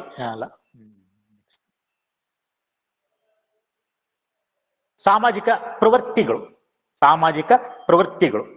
ಸೊ ಸಾಮಾಜಿಕ ಪ್ರವೃತ್ತಿಗಳು ಸೋಷಿಯಲ್ ಟ್ರೆಂಡ್ಸ್ ಅಂತ ಕರಿತೀವಿ. ಫಾರ್ ಎಕ್ಸಾಂಪಲ್, ಈಗ ಯೂತ್ಗಳಲ್ಲಿ ಒಂದು ಟ್ರೆಂಡ್ ಬಂದಿದೆ, ಏನ್ರಪ್ಪ ಅಂತಂದ್ರೆ ಹೆಲ್ತ್ ಅಂಡ್ ಫಿಟ್ನೆಸ್ ಟ್ರೆಂಡ್. ಎಲ್ಲ ಯಂಗ್ ಹುಡುಗರು ಏನ್ ಮಾಡ್ತಾ ಇದಾರಪ್ಪ ಅಂತಂದ್ರೆ ತಮ್ಮ ಆರೋಗ್ಯದ ಕಡೆಗೆ, ತಮ್ಮ ಒಂದು ಫಿಟ್ನೆಸ್ ಕಡೆಗೆ ಹೆಚ್ಚಿನ ಗಮನವನ್ನು ಕೊಡ್ತಾ ಇದ್ದಾರೆ. ಸೊ ಇದರಿಂದ ನ್ಯಾಚುರಲ್ ಫುಡ್ಡಿಗೆ, ನೈಸರ್ಗಿಕ ಆಹಾರ ಪದಾರ್ಥಗಳಿಗೆ, ಡೈಟ್ ಸಾಫ್ಟ್ ಅಂತ ಬರ್ತಾವ, ಎನರ್ಜಿ ಡ್ರಿಂಕ್ಸ್ ಅಂತ. ಮೊದಲ ಕೋಕೋ ಕೋಲಾ, ಪೆಪ್ಸಿ ಕೋಲಾ ಅವೆಲ್ಲ ಕುಡಿತಿದ್ವಿ, ಅದು ಕಡಿಮೆ ಆಗುತ್ತೆ. ಡೈಟ್ ಸಾಫ್ಟ್ ಡ್ರಿಂಕ್ಸ್ಗಳಿಗೆ, ಜಿಮ್ಗಳಿಗೆ, ಫಿಲ್ಟರ್ ನೀರಿಗೆ ಬೇಡಿಕೆ ಹೆಚ್ಚಾಗಿದೆ. ಅಟ್ ದಿ ಸೇಮ್ ಟೈಮ್ ಈ ಒಂದು ಸಾಮಾಜಿಕ ಪ್ರವೃತ್ತಿ, ಸಮಾಜದಲ್ಲಿ ಆದಂತಹ ಬದಲಾವಣೆ, ಸಮಾಜ ಪ್ರವೃತ್ತಿಯಲ್ಲಿ ಆದಂತಹ ಬದಲಾವಣೆಯು ಕೆಲವೊಂದು ಸಂಸ್ಥೆಗಳಿಗೆ ಅಪಾಯವನ್ನ ಉಂಟು ಮಾಡಿದೆ. ಯಾವ ಸಂಸ್ಥೆಗಳಿಗೆ? ಟೊಬ್ಯಾಕೋ ತಯಾರಿಸುವಂತಹ ಸಂಸ್ಥೆಗಳು. ಈಗ ಯಾರಿಗೆ ಒಂದು ಹೆಲ್ತ್ ಕಾನ್ಶಿಯಸ್ನೆಸ್ ಬಂದಿತ್ತಲ್ಲ, ಅವರು ಟೊಬ್ಯಾಕೋನ ತಿನ್ನೋದನ್ನ ಕಡಿಮೆ ಮಾಡ್ಯಾರ, ಗುಟ್ಕಾ ತಿನ್ನೋದನ್ನ ಕಡಿಮೆ ಮಾಡಿದ್ದಾರೆ. ಯಾರು ಜಿಮ್ ಹೋಗ್ತಾರ ಗುಟ್ಕಾ ತಿನ್ನೋದಿಲ್ಲ. ಯಾರು ಡೈಟ್ ಸಾಫ್ಟ್ ಡ್ರಿಂಕ್ಸ್ ಕುಡಿತಾರ ಅವ್ರು ಪೆಪ್ಸಿ ಕೋಲಾ, ಕೋಕೋ ಕೋಲಾ ಕುಡಿಯಕ್ಕೆ ಹೋಗೋದಿಲ್ಲ. ಯಾರು ಫಿಲ್ಟರ್ ವಾಟರ್ ಕುಡಿತಾರ ಅವ್ರು ಅವು ಇವು ಬೇರೆ ಏನು ಕುಡಿಲಿಕ್ಕೆ ಹೋಗೋದಿಲ್ಲ. ಸೊ ಹೀಗಾಗಿ ಈ ಒಂದು ಪ್ರವೃತ್ತಿಯು, ಸಾಮಾಜಿಕ ಪ್ರವೃತ್ತಿಯು ಕೆಲವೊಂದು ಕಂಪನಿಗಳಿಗೆ, ಕೆಲವೊಂದು ಸಂಸ್ಥೆಗಳಿಗೆ ಅವಕಾಶಗಳನ್ನ ಮಾಡಿಕೊಟ್ಟಿದೆ. ಯಾವ ಕಂಪನಿಗಳಿಗೆ? ಡೈಟ್ ಸಾಫ್ಟ್ ಡ್ರಿಂಕ್ಸ್ ತಯಾರಿಸುವಂತ ಕಂಪನಿಗಳು, ನ್ಯಾಚುರಲ್ ಫುಡ್ ಗಳನ್ನ ತಯಾರಿಸುವಂತ ಕಂಪನಿಗಳು, ಜಿಮ್ಗಳಿಗೆ, ಆಮೇಲೆ ಫಿಲ್ಟರ್ ನೀರು ತಯಾರಿಸುವಂತ ಕಂಪನಿಗಳಿಗೆ ಒಂದು ಅವಕಾಶವನ್ನ ಮಾಡಿಕೊಟ್ಟಿದೆ. ಅಪಾಯ ಯಾರಿಗೆ ಉಂಟು ಮಾಡಿದೆ? ಟೊಬ್ಯಾಕೋ ತಯಾರಿಸುವಂತ ಕಂಪನಿಗಳಿಗೆ, ಲೀಕರ್ ತಯಾರಿಸುವಂತ ಕಂಪನಿಗಳಿಗೆ ಅಪಾಯವನ್ನು ಉಂಟು ಮಾಡಿದೆ. ಸೊ ಇದು ಸಾಮಾಜಿಕ ಪರಿಸರ. ನೆಕ್ಸ್ಟ್ ಬಂತು ಸಾಮಾಜಿಕ ಪರಿಸರ ಆದ ನಂತರ ನೆಕ್ಸ್ಟ್ ಬರುತ್ತದೆ ತಾಂತ್ರಿಕ ಪರಿಸರ, technological environment. Technological environment. So ತಾಂತ್ರಿಕತೆಯ ಪರಿಸರವು ಸರಕು ಮತ್ತು ಸೇವೆಗಳನ್ನು ಉತ್ಪಾದಿಸಲು ಹೊಸ ಮಾರ್ಗಗಳನ್ನು, ನವೀನ ಮಾರ್ಗಗಳನ್ನು ಮತ್ತು ವ್ಯವಹಾರ ನಡೆಸುವ ಸಲುವಾಗಿ ಅಗತ್ಯವಾದ ತಾಂತ್ರಿಕತೆಯನ್ನು ಒದಗಿಸುವ ವೈಜ್ಞಾನಿಕ ಸುಧಾರಣೆ ಮತ್ತು ಆವಿಷ್ಕಾರಗಳಿಗೆ ಸಂಬಂಧಿಸಿದೆ. ಅಂದ್ರೆ ಈ ಒಂದು ತಾಂತ್ರಿಕತೆಯ ಪರಿಸರವು ವ್ಯವಹಾರ ಸಂಸ್ಥೆಗಳಿಗೆ ಹೊಸ ಹೊಸ ವಿಧಾನಗಳನ್ನ ಒದಗಿಸುತ್ತದೆ. ಸರಕುಗಳನ್ನು ಉತ್ಪಾದಿಸುವಂತಹ ಹೊಸ ಹೊಸ ವಿಧಾನಗಳನ್ನ, ಹೊಸ ಹೊಸ ಯಂತ್ರಗಳನ್ನ ಒದಗಿಸುತ್ತದೆ. ವ್ಯವಹಾರ ನಡೆಸುವಂತ ಹೊಸ ಹೊಸ ನಡೆಸುವ ಸಲುವಾಗಿ ಬೇಕಾಗುವಂತ ಹೊಸ ಹೊಸ ಇದು ತಾಂತ್ರಿಕತೆಯನ್ನು ಒದಗಿಸುತ್ತದೆ. ಸೊ ಉದಾಹರಣೆಗೆ, ಮೊದಲಿಗೆ ನಾವು ಯಾರಾದ್ರ ಜೊತೆಗೆ ಕಮ್ಯುನಿಕೇಶನ್ ಮಾಡ್ಬೇಕಾದ್ರೆ ಪತ್ರ ಬರಿತಿದ್ವಿ. ಸಪೋಸ್ ನಾವು ಬಾಂಬೆಯಿಂದ ಸರಕುಗಳನ್ನ ತರಿಸ್ಬೇಕಾದ್ರೆ ನಮ್ಮ ಅಂಗಡಿಗೆ ಪತ್ರ ಬರಿತಿದ್ವಿ. ನಮ್ಗೆ ಎಷ್ಟು ಸರಕುಗಳು ಬೇಕು, ನಮ್ಗೆ 100 ಜೀನ್ಸ್ ಪ್ಯಾಂಟ್ಗಳು ಬೇಕು, ಕಳಿಸ್ರಿ ಅಂತೇಳಿ. ಆ ಪತ್ರ ಹೋಗಿ ಮುಟ್ಟ 8 ದಿನ ಅವನು ಓದಿ ಆದ್ಮೇಲೆ ಅದನ್ನ ಡಿಸ್ಪ್ಯಾಚ್ ಮಾಡ್ತಿದ್ದ, ಬಂದ್ ಸೇರೋ ಮಟ್ಟ 1 ತಿಂಗಳಾಗ್ತಿದ್. ಈಗ ಹಾಗಲ್ಲ, ಈಗ ಮೊಬೈಲ್ ಫೋನ್ ಬಂದ್ಬಿಟ್ಟಿದಾವ. ಜಸ್ಟ್ ನಿಮ್ಗೆ ಯಾವಾಗ ಬೇಕಾವಾಗ ಒಂದು ಮೊಬೈಲ್ ಫೋನ್ ಮಾಡ್ರಿ, ನಾಳೆ ಬೆಳಗ್ಗೆ ನಿಮ್ಮ ಅಂಗಡಿಗೆ ಬಂದು ಸರಕುಗಳು ಮುಟ್ತಾವ. ಸೊ ಹೀಗೆ ಇದು ವ್ಯವಹಾರ ನಡೆಸುವ ಸಲುವಾಗಿ ಅಗತ್ಯವಾದಂತಹ ತಾಂತ್ರಿಕತೆ ಈ ಒಂದು ಪರಿಸರವು ನಮಗೆ ಒದಗಿಸ್ತಾ ಇದೆ. ಸರಕುಗಳನ್ನ ಉತ್ಪಾದಿಸುವಂತ ಹೊಸ ಹೊಸ ಮಾರ್ಗಗಳನ್ನ ಇದು ನಮ್ಗೆ ಒದಗಿಸ್ತಾ ಇದೆ. ಹೊಸ ಹೊಸ ಯಂತ್ರಗಳನ್ನ ಇದು ನೀಡ್ತಾ ಇದೆ. ಸೊ ಇದಕ್ಕೆ ನಾವು ತಾಂತ್ರಿಕತೆಯ ಪರಿಸರ ಅಂತ ಕರಿತೀವಿ. ಸೊ ಇದನ್ನು ಸಹ ಚೆನ್ನಾಗಿ ಅರ್ಥ ಮಾಡ್ಕೋಬೇಕು. ಅಲ್ಲಿ ಏನು ಬದಲಾವಣೆಗಳು ಆಗ್ತಾ ಇದ್ದಾವ, ಏನು ಹೊಸ ಹೊಸ ಆವಿಷ್ಕಾರಗಳು ಆಗ್ತಾ ಇದ್ದಾವ, ಅವು ನಮಗೆ ಅವಕಾಶಗಳನ್ನ ಹೇಗೆ ಕೊಡ್ತಾವ, ಅದರಿಂದ ಏನೇನು ಅವಕಾಶಗಳು ಸಿಗ್ತಾವ, ವ್ಯವಹಾರಿಕ ಅವಕಾಶಗಳು, ಅದನ್ನ ನಾವು ಹೇಗೆ ಬಳಸ್ಕೋಬಹುದು, ಬಳಸ್ಕೊಂಡು ನಾವು ಹೇಗೆ ನಮ್ಮ ಮಾರಾಟವನ್ನು ಹೆಚ್ಚಿಸ್ಕೊಳ್ಬಹುದು, ನಮ್ಮ ಖರ್ಚನ್ನ ಕಡಿಮೆ ಮಾಡಬಹುದು, ಲಾಭವನ್ನು ಜಾಸ್ತಿ ಮಾಡ್ಕೋಬಹುದು ಅನ್ನೋದನ್ನ ತಿಳ್ಕೊಳ್ಳಿಕ್ಕೆ ಈಸಿ ಆಗ್ತದೆ. ಸೊ ಅದಕ್ಕಾಗಿ ಅದರ ಮೇಲೆ ಸಹ ನಾವು ನಿಗಾ ಇಟ್ಟಿರ್ಬೇಕು. ಈ ಹಿಂದೆ ನಾವು ಜಾಹೀರಾತನ್ನ ಕೊಡ್ಬೇಕಾದ್ರೆ ಗೋಡೆ ಮೇಲೆ ನಾವು ಪೇಂಟಿಂಗ್ ಮಾಡಿಸಿದ್ವಿ. ಅದಕ್ಕೆ ಹೆಚ್ಚು ಸಮಯ ಮತ್ತು ದುಡ್ಡಿನ ಅವಶ್ಯಕತೆ ಇತ್ತು. ಈಗ ಹಾಗಲ್ಲ, ನಮ್ಮ ಜಾಹೀರಾತು ಮನೆಗೆ ಮುಟ್ತಾ ಇದೆ. ಮೊಬೈಲಿನ ಮೂಲಕ, ಇಂಟರ್ನೆಟ್ಟಿನ ಮೂಲಕ, ನಾವು ಟಿವಿಯ ಮೂಲಕ ನಮ್ಮ ಜಾಹೀರಾತನ್ನ ಮನೆಗೆ ಮುಟ್ಟಿಸ್ತಾ ಇದ್ವಿ. ಮೊದಲು ಹಾಗಿದ್ದಿಲ್ಲ. ಜಾಹೀರಾತನ್ನ ನೋಡ್ಬೇಕಾದ್ರೆ ಯಾವ ಗೋಡೆ ಮೇಲೆ ನಾವು ಜಾಹೀರಾತನ್ನ ಬರೆದಿವಲ್ಲ, ಅಲ್ಲಿ ಗ್ರಾಹಕ ಪಾಸ್ ಆದ್ರೆ ಮಾತ್ರ ಆ ಜಾಹೀರಾತನ್ನ ನೋಡ್ತಾ ಇಲ್ಲ ಅಂದ್ರೆ ಸಾಧ್ಯ ಇದ್ದಿಲ್ಲ. ಈಗ ಹಾಗಲ್ಲ, ಇದು ಗ್ರಾಹಕ ಎಲ್ಲಿರ್ತಾನ, ಅವನು ಮನೆ ಬಾಗಿಲಿಗೆ ನಮ್ಮ ವಸ್ತುಗಳ ಜಾಹೀರಾತನ್ನು ಮುಟ್ಟಿಸ್ತಾ ಇದ್ವಿ. It is all because of the technological developments. ಈ ತಾಂತ್ರಿಕತೆಯ ಅಭಿವೃದ್ಧಿಯಿಂದಾಗಿ ಇದು ಸಾಧ್ಯವಾಯಿತು. ಹಿಂದೆಲ್ಲ ಈಗ ಫಾರ್ ಎಕ್ಸಾಂಪಲ್ ಪ್ಲೇನಿಗೆ ಟಿಕೆಟ್ ಅನ್ನ ಬುಕ್ ಮಾಡ್ಬೇಕಾದ್ರೆ ಎಲ್ಲಿ ಏರೋಡ್ರೋಮ್ ಐತಲ್ಲ, ವಿಮಾನ ನಿಲ್ದಾಣ, ಅಲ್ಲೇ ಹೋಗಿ ಟಿಕೆಟ್ ಅನ್ನ ಬುಕ್ ಮಾಡ್ಬೇಕಾಗಿತ್ತು. ಈಗ ಹಾಗಲ್ಲ, ಇಲ್ಲೇ ನೀವು ಆನ್ಲೈನ್ ಟಿಕೆಟ್ ಅನ್ನ ಬುಕ್ ಮಾಡಬಹುದು. ಟ್ರೈನ್, ಇದಕ್ಕೆ ಟಿಕೆಟ್ ಬುಕ್ ಮಾಡ್ಬೇಕಾದ್ರೆ ರೈಲ್ವೆ ಸ್ಟೇಷನ್ಗೆ ಹೋಗ್ಬೇಕಾಗಿತ್ತು. ಈಗ ಅದರ ಅವಶ್ಯಕತೆ ಇಲ್ಲ, ಮನೆಯಲ್ಲೇ ಕೂತ್ಕೊಂಡು ಮೊಬೈಲ್ ಮೇಲೆ ನಾವು ಟ್ರೈನ್ ಅನ್ನು ಬುಕ್ ಮಾಡಬಹುದು. ಸೊ ಎಷ್ಟು ಬದಲಾವಣೆಗಳು ಅದು, ಈ ಎಷ್ಟು ಅನುಕೂಲ ಆಯ್ತು ಸಂಸ್ಥೆಗಳಿಗೆ. ಸೊ ಈ ಅನುಕೂಲ ಒದಗಿಸಿದ್ ಯಾವುದು? ಈ ತಾಂತ್ರಿಕತೆಯ ಪರಿಸರ. ಸೊ ಈ ತಾಂತ್ರಿಕ ಪರಿಸರ ಮೇಲೆ ವ್ಯವಹಾರಿಕ ಸಂಸ್ಥೆಯ ವ್ಯವಸ್ಥಾಪಕರು ನಿಗಾ ಇಟ್ಟಿರಬೇಕು, ಅಲ್ಲಿ ಆಗುವಂತಹ ಬದಲಾವಣೆಗಳನ್ನು ಅವಲೋಕಿಸಬೇಕು, ಅದರಿಂದ ಲಾಭವನ್ನು ಪಡೀಲಿಕ್ಕೆ ಪ್ರಯತ್ನವನ್ನ ಮಾಡಬೇಕು. ಆಮೇಲೆ ರಾಜಕೀಯ ಪರಿಸರ, ಪೊಲಿಟಿಕಲ್ ಎನ್ವೈರನ್ಮೆಂಟ್. ಸೊ ರಾಜಕೀಯ ಪರಿಸರ, ಒಂದು ರಾಜಕೀಯ ಸ್ಥಿತಿಯು ಸ್ಥಿರವಾಗಿತ್ತು ಅಂತಂದ್ರೆ, if there is a stability in political condition, suppose ಯಾವುದೇ ಒಂದು ಸರ್ಕಾರ ಬರ್ಬೋದು, ಬಿಜೆಪಿ ಬರ್ಬೋದು, ಕಾಂಗ್ರೆಸ್ ಬರ್ಬೋದು, ಜನತಾ ಬರ್ಬೋದು, ಮತ್ತೆ ಯಾವುದೇ ಬರ್ಬೋದು, ದಿರ್ ಮಸ್ಟ್ ಬಿ ಸ್ಟೆಬಿಲಿಟಿ, ರಾಜಕೀಯ ಸ್ಥಿರತೆ ಇರಬೇಕು. ಸಪೋಸ್ ಮಿಶ್ರ ಸರ್ಕಾರ ಆಗಿದ್ರಪ್ಪ, 20 ಮಂದಿ ಜನತಾದಳದ್ದು, 30 ಮಂದಿ ಕಾಂಗ್ರೆಸ್ನವರು, 50 ಮಂದಿ ಬಿಜೆಪಿಯವರು ಸೇರ್ಕೊಂಡು ಮಿಶ್ರ ಸರ್ಕಾರ ಮಾಡಿದ್ರು ಅಂತಂದ್ರೆ ಅವಾಗ ನಾ ಏನ್ ಹೇಳ್ತೀವಿ? ರಾಜಕೀಯ ಅಸ್ಥಿರತೆ ಅಂತ ಹೇಳ್ತೀವಿ. ಸೊ ಅದು ಅಶಾಂತಿಗೆ ಕಾರಣ ಆಗುತ್ತದೆ. ಯಾವಾಗ ಏನಾಗ್ತದೆ ಹೇಳಿಕ್ ಬರುದಿಲ್ಲ. ಆವಾಗ ಹೂಡಿಕೆದಾರರು ಬಿಸ್ನೆಸ್ ಒಳಗ ಹೂಡಿಕೆ ಮಾಡ್ಲಿಕ್ಕೆ ಹಿಂಜರಿತಾರ. ಯಾವಾಗ ಏನಾಗ್ತಿತ್ತೋ ಏನ್ರಪ್ಪ, ಈ ಸರ್ಕಾರ ಯಾವಾಗ ಬಿದ್ದು ಹೋಗ್ತಿತ್ತೋ ಏನೋ. ಈಗೇನ ಬೊಮ್ಮಾಯಿರು ಹೊಸ ಘೋಷಣೆಗಳನ್ನು ಘೋಷಣೆ ಮಾಡಿದ್ರು, ಅದು ನಾಳೆ ಇವ್ರು ಇರ್ತಾರೋ ಇಲ್ಲೋ, ಈ ತರ ಆಗ್ತಿತ್ತು. ಯಾವಾಗ? If there is political instability, ಅಸ್ಥಿರತೆ ಇತ್ತು ಅಂತ. ಸೊ ಹೀಗಾಗಿ ರಾಜಕೀಯ ಪರಿಸರದೊಳಗೆ ಏನ್ರಪ್ಪ ಅಂದ್ರೆ ಸ್ಥಿರತೆ ಇರಬೇಕು. ಅಲ್ಲಿರುವಂತಹ MLAಗಳು ಅಥವಾ MP ಗಳು ಏನ್ ಆಯ್ಕೆ ಆಗಿ ಬಂದಿರ್ತಾರ, ಸೊ ಆ ಚುನಾಯಿತ ಪ್ರತಿನಿಧಿಗಳ ನಿರ್ದಿಷ್ಟ ಧೋರಣೆಗಳು ಸಹ ಇದು ಒಳಗೊಂಡಿದೆ. ರಾಜಕೀಯ ಒಂದು ಪರಿಸರದೊಳಗೆ ಏನೇನು ಬರ್ತಾವ ನೋಡ್ರಿ. ರಾಜಕೀಯ ಪರಿಸರದೊಳಗೆ ಒಂದು ದೇಶದ ಸಂವಿಧಾನ, ಆಮೇಲೆ ಅಸ್ತಿತ್ವದಲ್ಲಿರುವ ರಾಜಕೀಯ ವ್ಯವಸ್ಥೆ, ಆಮೇಲೆ ವ್ಯವಹಾರ ಮತ್ತು ಆರ್ಥಿಕ ವಿಷಯಗಳು ರಾಜಕೀಕರಣಗೊಂಡ ಪ್ರಮಾಣ. ಕೆಲವೊಂದು ಕಡೆ ವ್ಯವಹಾರ ರಾಜಕೀಕರಣವಾಗಿರ್ತದೆ. ಸೊ ಅದು ಎಷ್ಟು ಪ್ರಮಾಣದಲ್ಲಿ ಆಗಿದೆ ಅದು. ಆಮೇಲೆ ಪ್ರಮುಖ ರಾಜಕೀಯ ಪಕ್ಷಗಳ ಪ್ರಬಲ ಸಿದ್ಧಾಂತಗಳು, ಬೇರೆ ಬೇರೆ ರಾಜಕೀಯ ಪಕ್ಷಗಳು ಬೇರೆ ಬೇರೆ ಸಿದ್ಧಾಂತಗಳನ್ನ, ಮೌಲ್ಯಗಳನ್ನ ಹೊಂದಿರ್ತಾವೆ. ಸೊ ಅದು ಸಹ ರಾಜಕೀಯ ಪರಿಸರದಲ್ಲಿ ಬರುತ್ತದೆ. ರಾಜಕೀಯ ನಾಯಕತ್ವದ ಸ್ವರೂಪ, ಅಲ್ಲಿ ಯಾರು ನಾಯಕರಿರ್ತಾರಲ್ಲ ಅವರ ನಾಯಕತ್ವ, ಆ ಪ್ರಮುಖರ ನಾಯಕತ್ವ, ಲೀಡರ್ಸ್ ಏನಿರ್ತಲ್ಲ, ಪ್ರತಿಯೊಂದು ಪಾರ್ಟಿಗೆ ಕೆಲವೊಂದು ಲೀಡರ್ಸ್ ಇರ್ತಾರ, ಅವರ ನಾಯಕತ್ವ. ಆಮೇಲೆ ಅವರ ಇದು ರಾಜಕೀಯ ವ್ಯಕ್ತಿಗಳ ಚಿಂತನೆಗಳು, ನೈತಿಕತೆ, ಅವರ ನೈತಿಕತೆ, ರಾಜಕೀಯ ವ್ಯಕ್ತಿಗಳ ನೈತಿಕತೆ. ಆಮೇಲೆ ಮತ್ತೇನಪ್ಪ ಅಂದ್ರೆ ಆಡಳಿತ ಪಕ್ಷದ ರಾಜಕೀಯ ಸಿದ್ಧಾಂತ ಮತ್ತು ಆಚರಣೆ. ಆಮೇಲೆ ವಿದೇಶಗಳೊಂದಿಗೆ ದೇಶದ ಸಂಬಂಧ ಇತ್ಯಾದಿ, ಇವೆಲ್ಲ ಒಂದು ರಾಜಕೀಯ ಪರಿಸರದಲ್ಲಿ ಬರುತ್ತದೆ. ಅಲ್ಲಿ ಸ್ಥಿರತೆ ಇತ್ತು ಅಂತಂದ್ರೆ ವ್ಯವಹಾರವು ಸರಿಯಾದ ರೀತಿಯಲ್ಲಿ ನಡೆಸಬಹುದು, ಮಾರಾಟವನ್ನು ಹೆಚ್ಚಿಸಬಹುದು, ಹೂಡಿಕೆಯನ್ನು ಸಹ ಜಾಸ್ತಿ ಮಾಡಬಹುದು.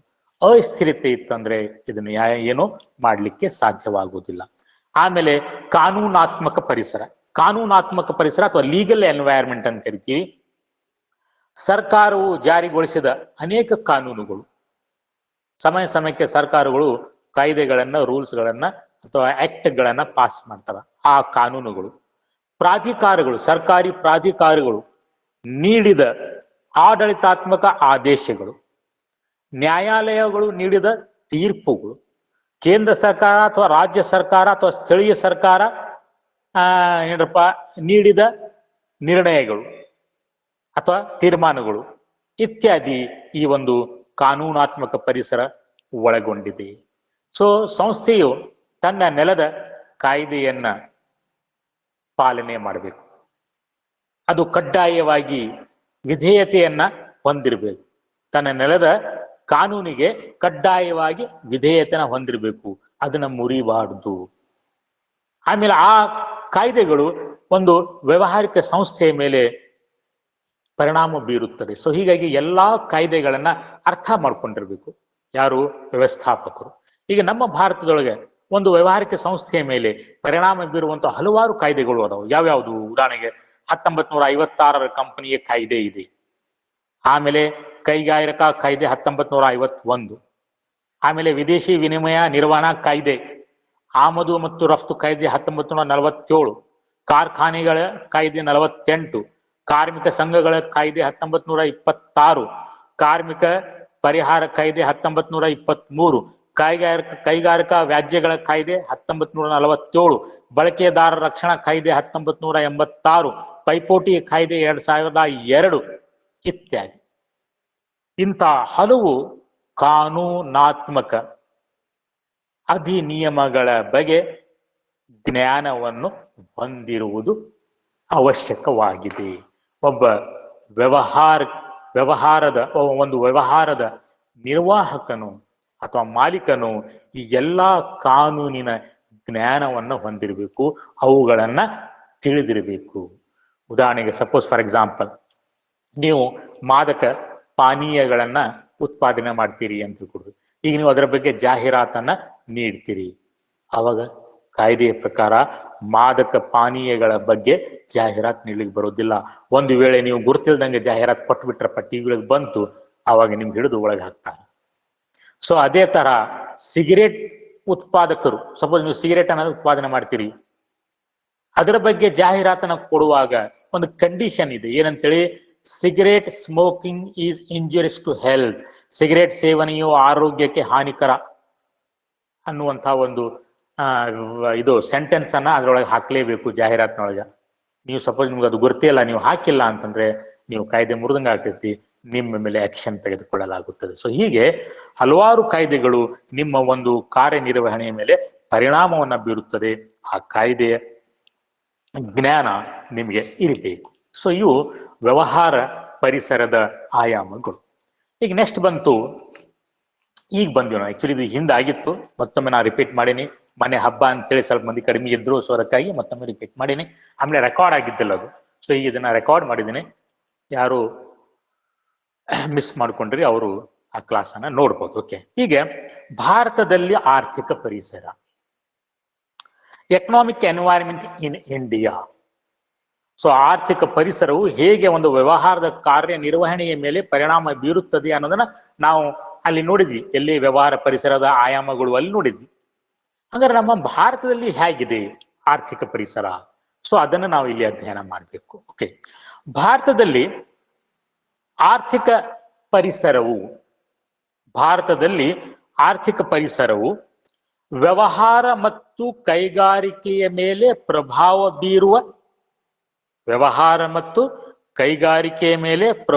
ಬೀರುವ ಉತ್ಪಾದನಾಂಗಗಳು, ಫ್ಯಾಕ್ಟರ್ಸ್ ಆಫ್ ಪ್ರೊಡಕ್ಷನ್ ಅಂತ ಕರಿತೀವಿ.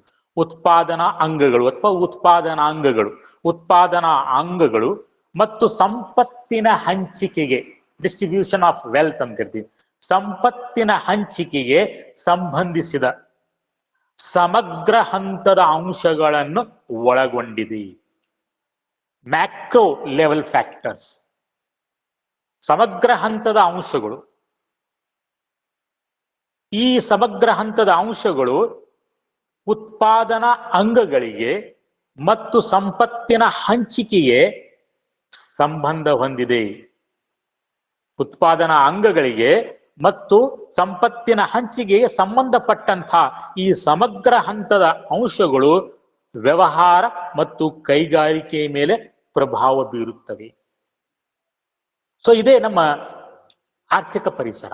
ಅಥವಾ ಇನ್ನು ಸರಳವಾಗಿ ಹೇಳಬೇಕಾದ್ರೆ, ಭಾರತದಲ್ಲಿ ಆರ್ಥಿಕ ಪರಿಸರವು ಏನೇನು ಒಳಗೊಂಡಿದೆ ಅಂತಂದ್ರೆ, ನಮ್ಮ ದೇಶದ ಆರ್ಥಿಕ ಅಭಿವೃದ್ಧಿಯ ಹಂತ, the level of economic development. ಈಗ ನಮ್ ಕರಿತೀವಿ ನಾವು ಪ್ರಗತಿ ಹೊಂದುತ್ತಿರುವ ಡೆವಲಪಿಂಗ್ ಕಂಟ್ರಿ ಅಂತ ಕರಿತೀವಿ. ನಾವು ಡೆವಲಪ್ಡ್ ಕಂಟ್ರಿ ಅಲ್ಲ, ಅಭಿವೃದ್ಧಿ ಹೊಂದಿದ ದೇಶ ಅಲ್ಲ. ಅಮೆರಿಕ ಅಭಿವೃದ್ಧಿ ಹೊಂದಿದ ದೇಶ, ನಾವಿನ್ನು ಅಭಿವೃದ್ಧಿ ಹೊಂದ್ತಾ ಇದ್ದೀವಿ. So it comes under the economic environment. ಇದು ಆರ್ಥಿಕ ಪರಿಸರದಲ್ಲಿ ಬರುತ್ತದೆ. ಸೊ ಆರ್ಥಿಕ ಪರಿಸರ ಅಂತಂದ್ರೆ ಅದ್ರೊಳಗೆ ಏನೇನು ಬರ್ತಾರಪ್ಪ ಅಂದ್ರೆ, ಆ ದೇಶದ ಆರ್ಥಿಕ ಅಭಿವೃದ್ಧಿಯ ಹಂತ. ನಾವು ಯಾವ ಹಂತದೊಳಗೆ ಅದೀವಿ? ನಾವು ಬ್ಯಾಕ್ವರ್ಡ್ ಅದೀವೋ, ಫಾರ್ವರ್ಡ್ ಅದೀವಿ, ಅಡ್ವಾನ್ಸ್ ಅದೀವೋ, ಆಲ್ರೆಡಿ ಡೆವಲಪ್ಡ್ ಅಥವಾ ಡೆವಲಪಿಂಗು, ಅಥವಾ ಬ್ಯಾಕ್ವರ್ಡ್? ನಾವು ಬ್ಯಾಕ್ವರ್ಡ್ ಒಳಗೂ ಇಲ್ಲ, ನಾವು ಡೆವಲಪ್ಡ್ ಒಳಗೂ ಇಲ್ಲ. We are in the level of developing country ಒಳಗೆ ನಾವು ಬರ್ತೀವಿ. ಆಮೇಲೆ ಮಿಶ್ರ ಅರ್ಥ ವ್ಯವಸ್ಥೆಯ ರೂಪದ ಆರ್ಥಿಕ ರಚನೆ. ನಮ್ಮ ಆರ್ಥಿಕತೆ ಹೇಗಿದೆ ಏನಪ್ಪಾ ಅಂದ್ರೆ it is a hybrid, it is A mixed economy ಅಂತ ಕರಿತೀವಿ. ನೀವು ಇಲ್ಲಿ ಖಾಸಗಿ ವಲಯಗಳನ್ನ ಕಾಣ್ತೀರಿ, ಸಾರ್ವಜನಿಕ ವಲಯಗಳನ್ನ ಕಾಣ್ತೀರಿ, ಈ ಕಡೆ ಕೈಗಾರಿಕೆಗಳನ್ನ ಕಾಣ್ತೀರಿ, ಈ ಕಡೆ ಕೃಷಿಗಳನ್ನ ಕಾಣ್ತೀರಿ, ಈ ಕಡೆ ಅರ್ಬನ್ ಏರಿಯಾಸ್ ಗಳನ್ನ ಕಾಣ್ತೀರಿ, ಈ ಕಡೆ ನೀವು ಗ್ರಾಮೀಣ ಪ್ರದೇಶಗಳನ್ನ ಕಾಣ್ತೀರಿ. ಸೊ ಹೀಗಾಗಿ ನಮ್ಮ ಒಂದು ಆರ್ಥಿಕ ವ್ಯವಸ್ಥೆಯು ಮಿಶ್ರ ಆರ್ಥಿಕ ವ್ಯವಸ್ಥೆ. ಆಮೇಲೆ ಸರ್ಕಾರದ ಆರ್ಥಿಕ ನೀತಿಗಳು ಇದು ಒಳಗೊಂಡಿದೆ. ಭಾರತೀಯ ಅಥವಾ ಭಾರತದಲ್ಲಿ ಆರ್ಥಿಕ ಪರಿಸರವು ದೇಶದ ಆರ್ಥಿಕ ಅಭಿವೃದ್ಧಿಯ ಹಂತ, ಮಿಶ್ರ ಅರ್ಥ ವ್ಯವಸ್ಥೆಯ ಸ್ವರೂಪ ಮತ್ತು ಸರ್ಕಾರದ ಆರ್ಥಿಕ ನೀತಿ, ಸರ್ಕಾರದ ಆರ್ಥಿಕ ಯೋಜನೆಗಳು, ಆರ್ಥಿಕ ಸೂಚ್ಯಂಕಗಳು ಮತ್ತು ಇತರೆ ಮೂಲ ಸೌಕರ್ಯದ ಅಂಶಗಳು ಇವೆಲ್ಲ ಸೇರಿ ಒಂದು ದೇಶದ ಆರ್ಥಿಕ ಪರಿಸರವು ನಿರ್ಮಾಣವಾಗುತ್ತದೆ. ಭಾರತದಲ್ಲಿ ವ್ಯವಹಾರ ಸಂಸ್ಥೆಗಳು ತಮ್ಮ ಕಾರ್ಯ ಚಟುವಟಿಕೆಗಳ ಮೇಲೆ ಆರ್ಥಿಕ ಪರಿಸರದ ಪ್ರಭಾವವನ್ನು ಮನಗಂಡಿವೆ. ಎಲ್ಲ ವ್ಯವಹಾರಿಕ ಸಂಸ್ಥೆಗಳಿಗೆ ನಮ್ಮ ದೇಶದ ಆರ್ಥಿಕ ಒಂದು ಪರಿಸರ ಏನಿದೆಯಲ್ಲ ಅದು ಹೇಗೆ ಪ್ರಭಾವ ಬೀರುತ್ತದೆ ಅನ್ನೋದು ಎಲ್ಲರಿಗೂ ಗುರ್ತಾಗಿದೆ, ಎಲ್ಲರೂ ತಿಳ್ಕೊಂಡಿದ್ದಾರೆ. ಭಾರತದಲ್ಲಿ ವ್ಯವಹಾರದ ಆರ್ಥಿಕ ಪರಿಸರವು ಮುಖ್ಯವಾಗಿ ಸರ್ಕಾರದ ನೀತಿಗಳಿಂದಾಗಿ, ಸರ್ಕಾರ ರೂಪಿಸುವಂತಹ ನೀತಿಗಳಿಂದಾಗಿ ಸ್ಥಿರವಾಗಿ ಬದಲಾಗುತ್ತದೆ. ನಮ್ಮ ಭಾರತದಲ್ಲಿ ವ್ಯವಹಾರದ ಆರ್ಥಿಕ ಪರಿಸರವು ಒಂದೇ ತರ ಇರೋದಿಲ್ಲ. ಇದು ಸಮಯಕ್ಕೆ ಬದಲಾಗುತ್ತಾ ಹೋಗುತ್ತದೆ. ಆದ್ರೆ ಬದಲಾವಣೆ ಸ್ಥಿರವಾದ ಬದಲಾವಣೆ, ಎಕ್ದಮ್ ಸಡನ್ ಆಗಿ ಚೇಂಜಸ್ ಅಲ್ಲ. So high it is so it is because of the government policy. ಈ ಒಂದು ದೇಶದಲ್ಲಿರುವಂತ ಸರ್ಕಾರದ ನೀತಿಗಳಿಂದಾಗಿ ಭಾರತದಲ್ಲಿಯ ಆರ್ಥಿಕ ಪರಿಸರವು ಸ್ಥಿರವಾಗಿ ಬದಲಾಗುತ್ತದೆ. ಸ್ವತಂತ್ರ ಗಳಿಸಿದ ಸಂದರ್ಭದಲ್ಲಿ ಇನ್ ದ ಇಯರ್ 1947 ಅಥವಾ ನಮ್ಗೇನು ಸ್ವತಂತ್ರ ಬಂತಲ್ಲ, ಸೊ ಆ ಸಂದರ್ಭದಲ್ಲಿ ನಮ್ಮ ಆರ್ಥಿಕ ಸ್ಥಿತಿ ಹೇಗಿತ್ತು ಅದನ್ನ ಸ್ವಲ್ಪ ನೋಡೋಣ. ಸೊ ಅವಾಗ ಏನಾಗಿತ್ತಪ್ಪ ಅಂತಂದ್ರೆ ಭಾರತದ ಆರ್ಥಿಕತೆಯು ಪ್ರಮುಖವಾಗಿ ಕೃಷಿ ಮತ್ತು ಗ್ರಾಮೀಣ ಸ್ವರೂಪ ಹೊಂದಿತ್ತು. ಕೃಷಿ, ಅಗ್ರಿಕಲ್ಚರ್ ಮತ್ತು ರೂರಲ್ ನೇಚರ್. ಹೆಚ್ಚು ಜನ ಗ್ರಾಮೀಣ ಪ್ರದೇಶದಲ್ಲಿ ಇರ್ತಿದ್ರು, ಕೃಷಿಯ ಮೇಲೆ ಅವಲಂಬನೆಯಾಗಿದ್ದು. Agriculture was the backbone of the India ಅಂತ ಹೇಳ್ತಿದ್ವಿ ನಾವು. ಸೊ ಹೀಗಾಗಿ ಆ ಒಂದು ಸಮಯದಲ್ಲಿ ಯಾವಾಗ ನಮ್ಗೆ ಸ್ವತಂತ್ರ ಬಂತಲ್ಲ, ಆ ಸಮಯದಲ್ಲಿ ಭಾರತದ ಆರ್ಥಿಕತೆಯು ಕೃಷಿ ಮತ್ತು ಗ್ರಾಮೀಣ ಸ್ವರೂಪವನ್ನು ಹೊಂದಿತ್ತು. 70% ಜನ 70% ಕೃಷಿಯ ಮೇಲೆ ಅವಲಂಬಿತರಾಗಿದ್ರು. 170 ಜನ ಅಗ್ರಿಕಲ್ಚರ್ ಮಾಡ್ತಿದ್ರು. 85% ಜನ ಗ್ರಾಮೀಣ ಪ್ರದೇಶದಲ್ಲಿ ವಾಸಿಸುತ್ತಿದ್ದರು, ಹಳ್ಳಿಗಳಲ್ಲಿ ನೆಲೆಸಿದ್ರು. ಆಮೇಲೆ ಉತ್ಪಾದನಾ ಚಟುವಟಿಕೆಗಳನ್ನು ತಾರ್ಕಿಕವಲ್ಲದ ಮತ್ತು ಕಡಿಮೆ ಉತ್ಪಾದಕತೆಯ ತಂತ್ರಜ್ಞಾನದ ವಿಧಾನದಲ್ಲಿ ನಡೆಸಲಾಗುತ್ತಿತ್ತು. There was no advanced methods of production. There was no advanced technology. Productivity ಕಡಿಮೆ ಇತ್ತು, ಉತ್ಪಾದಕತೆ ಕಡಿಮೆ ಇತ್ತು, ಉತ್ಪಾದನಾ ವೆಚ್ಚ ಜಾಸ್ತಿ ಆಗ್ತಿತ್ತು, ದಕ್ಷತೆ ಕಡಿಮೆ ಇತ್ತು. ಸೊ ಅಂಥ ವಿಧಾನಗಳನ್ನ, ಯಂತ್ರಗಳನ್ನ ಉಪಯೋಗ ಮಾಡುವುದರ ಮೂಲಕ ಸರಕುಗಳನ್ನು ಉತ್ಪಾದನೆ ಮಾಡಲಾಗ್ತಿತ್ತು. ಸಾಂಕ್ರಾಮಿಕ ರೋಗಗಳು ಹೆಚ್ಚು ಹರಡಿಕೊಂಡಿದ್ದು, ದೇಶ ತುಂಬಾ ಸಾಂಕ್ರಾಮಿಕ ರೋಗಗಳು. ಮರಣ ಪ್ರಮಾಣವೂ ಸಹ ಹೆಚ್ಚಾಗಿತ್ತು.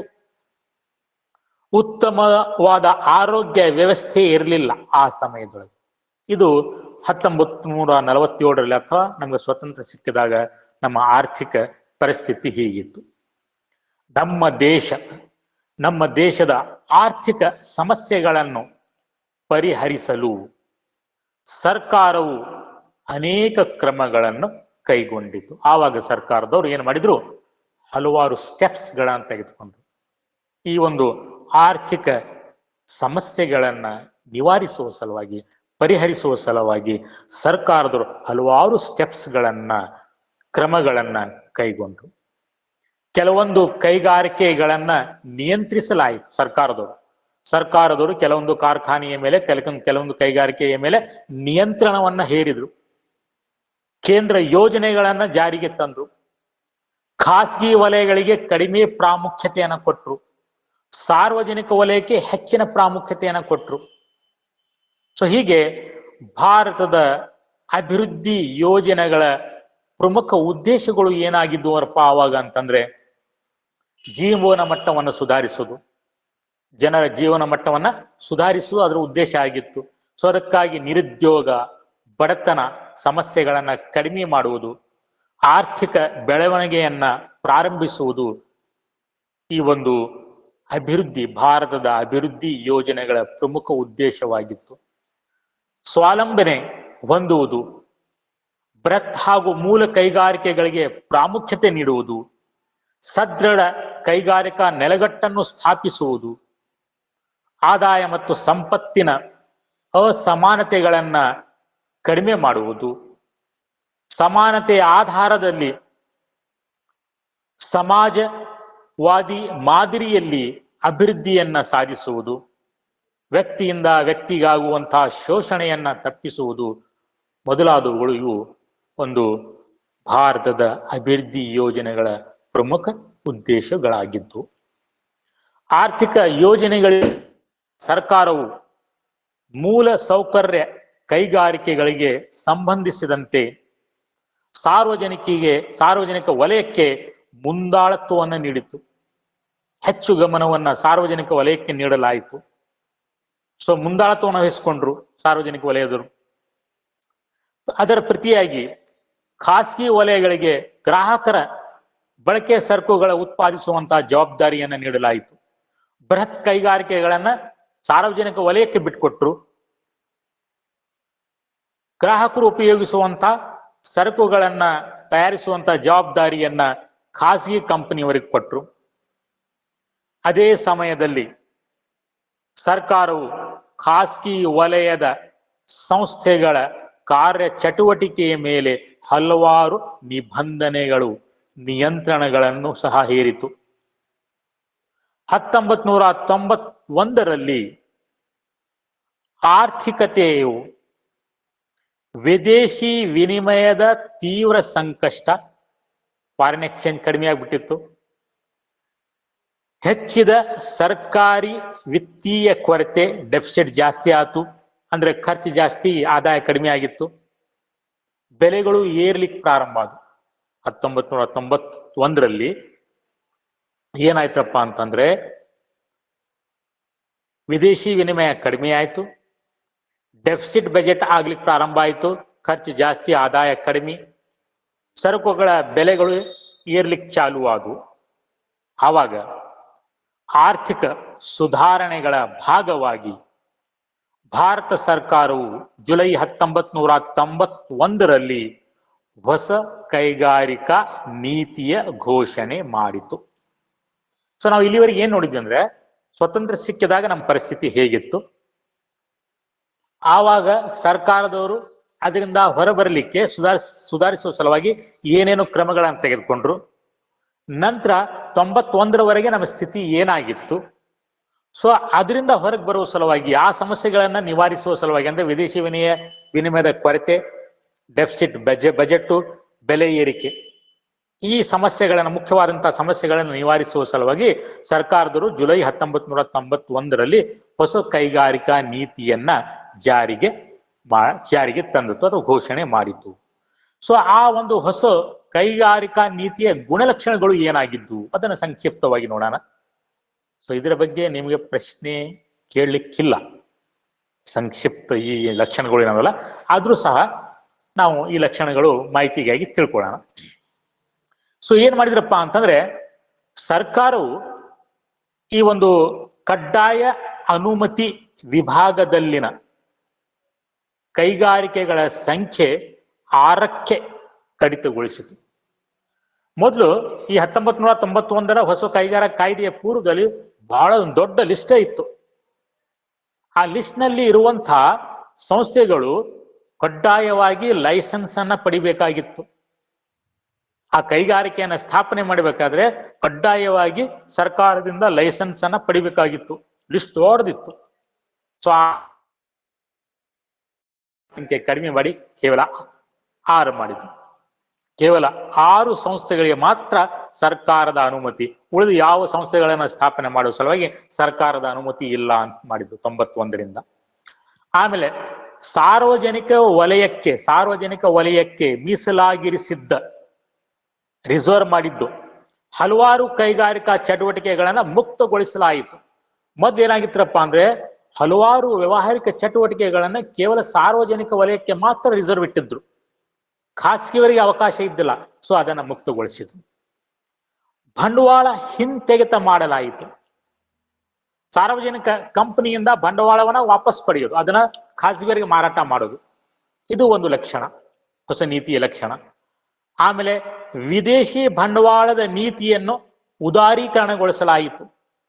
100% ವಿದೇಶಿ ಬಂಡವಾಳ ನೇರ ಹೂಡಿಕೆ ಅನುಮತಿ ನೀಡಲಾಯಿತು. ವಿದೇಶಿ ಕಂಪನಿಗಳೊಂದಿಗೆ